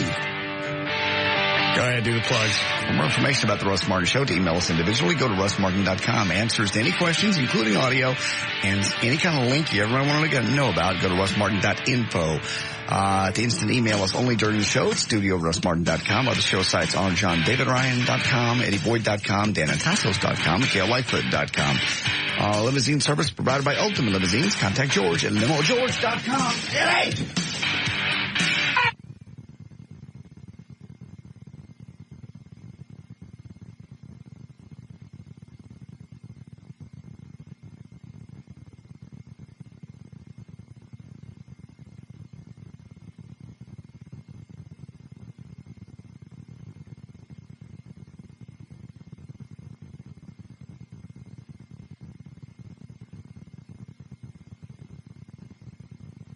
All right, the mics are back on. You cussed that way one more time, and you shut up! I didn't do it on purpose. You said do it again and don't come back. I didn't do it on purpose, but you know what? Do you know the mics are on? Yes. Do you know that we're on the air? You know what? Well, then just shut your mic off. Right up against my weapon. It's not going to make it go off. It's not very smart. It didn't do anything. You cuss like that again, and don't plan on coming back. I won't. Live1053.com's everything else. Gee, what a way to end the show. I'm sorry. It didn't do it on purpose. Obviously, I wouldn't do that on purpose. 3 times. I wasn't doing it on purpose. I saw where it landed. It went straight in my bag. And you can't control your mouth for 4 seconds? I ran out of delay. What a very comfortable way to end the broadcast. Nice job.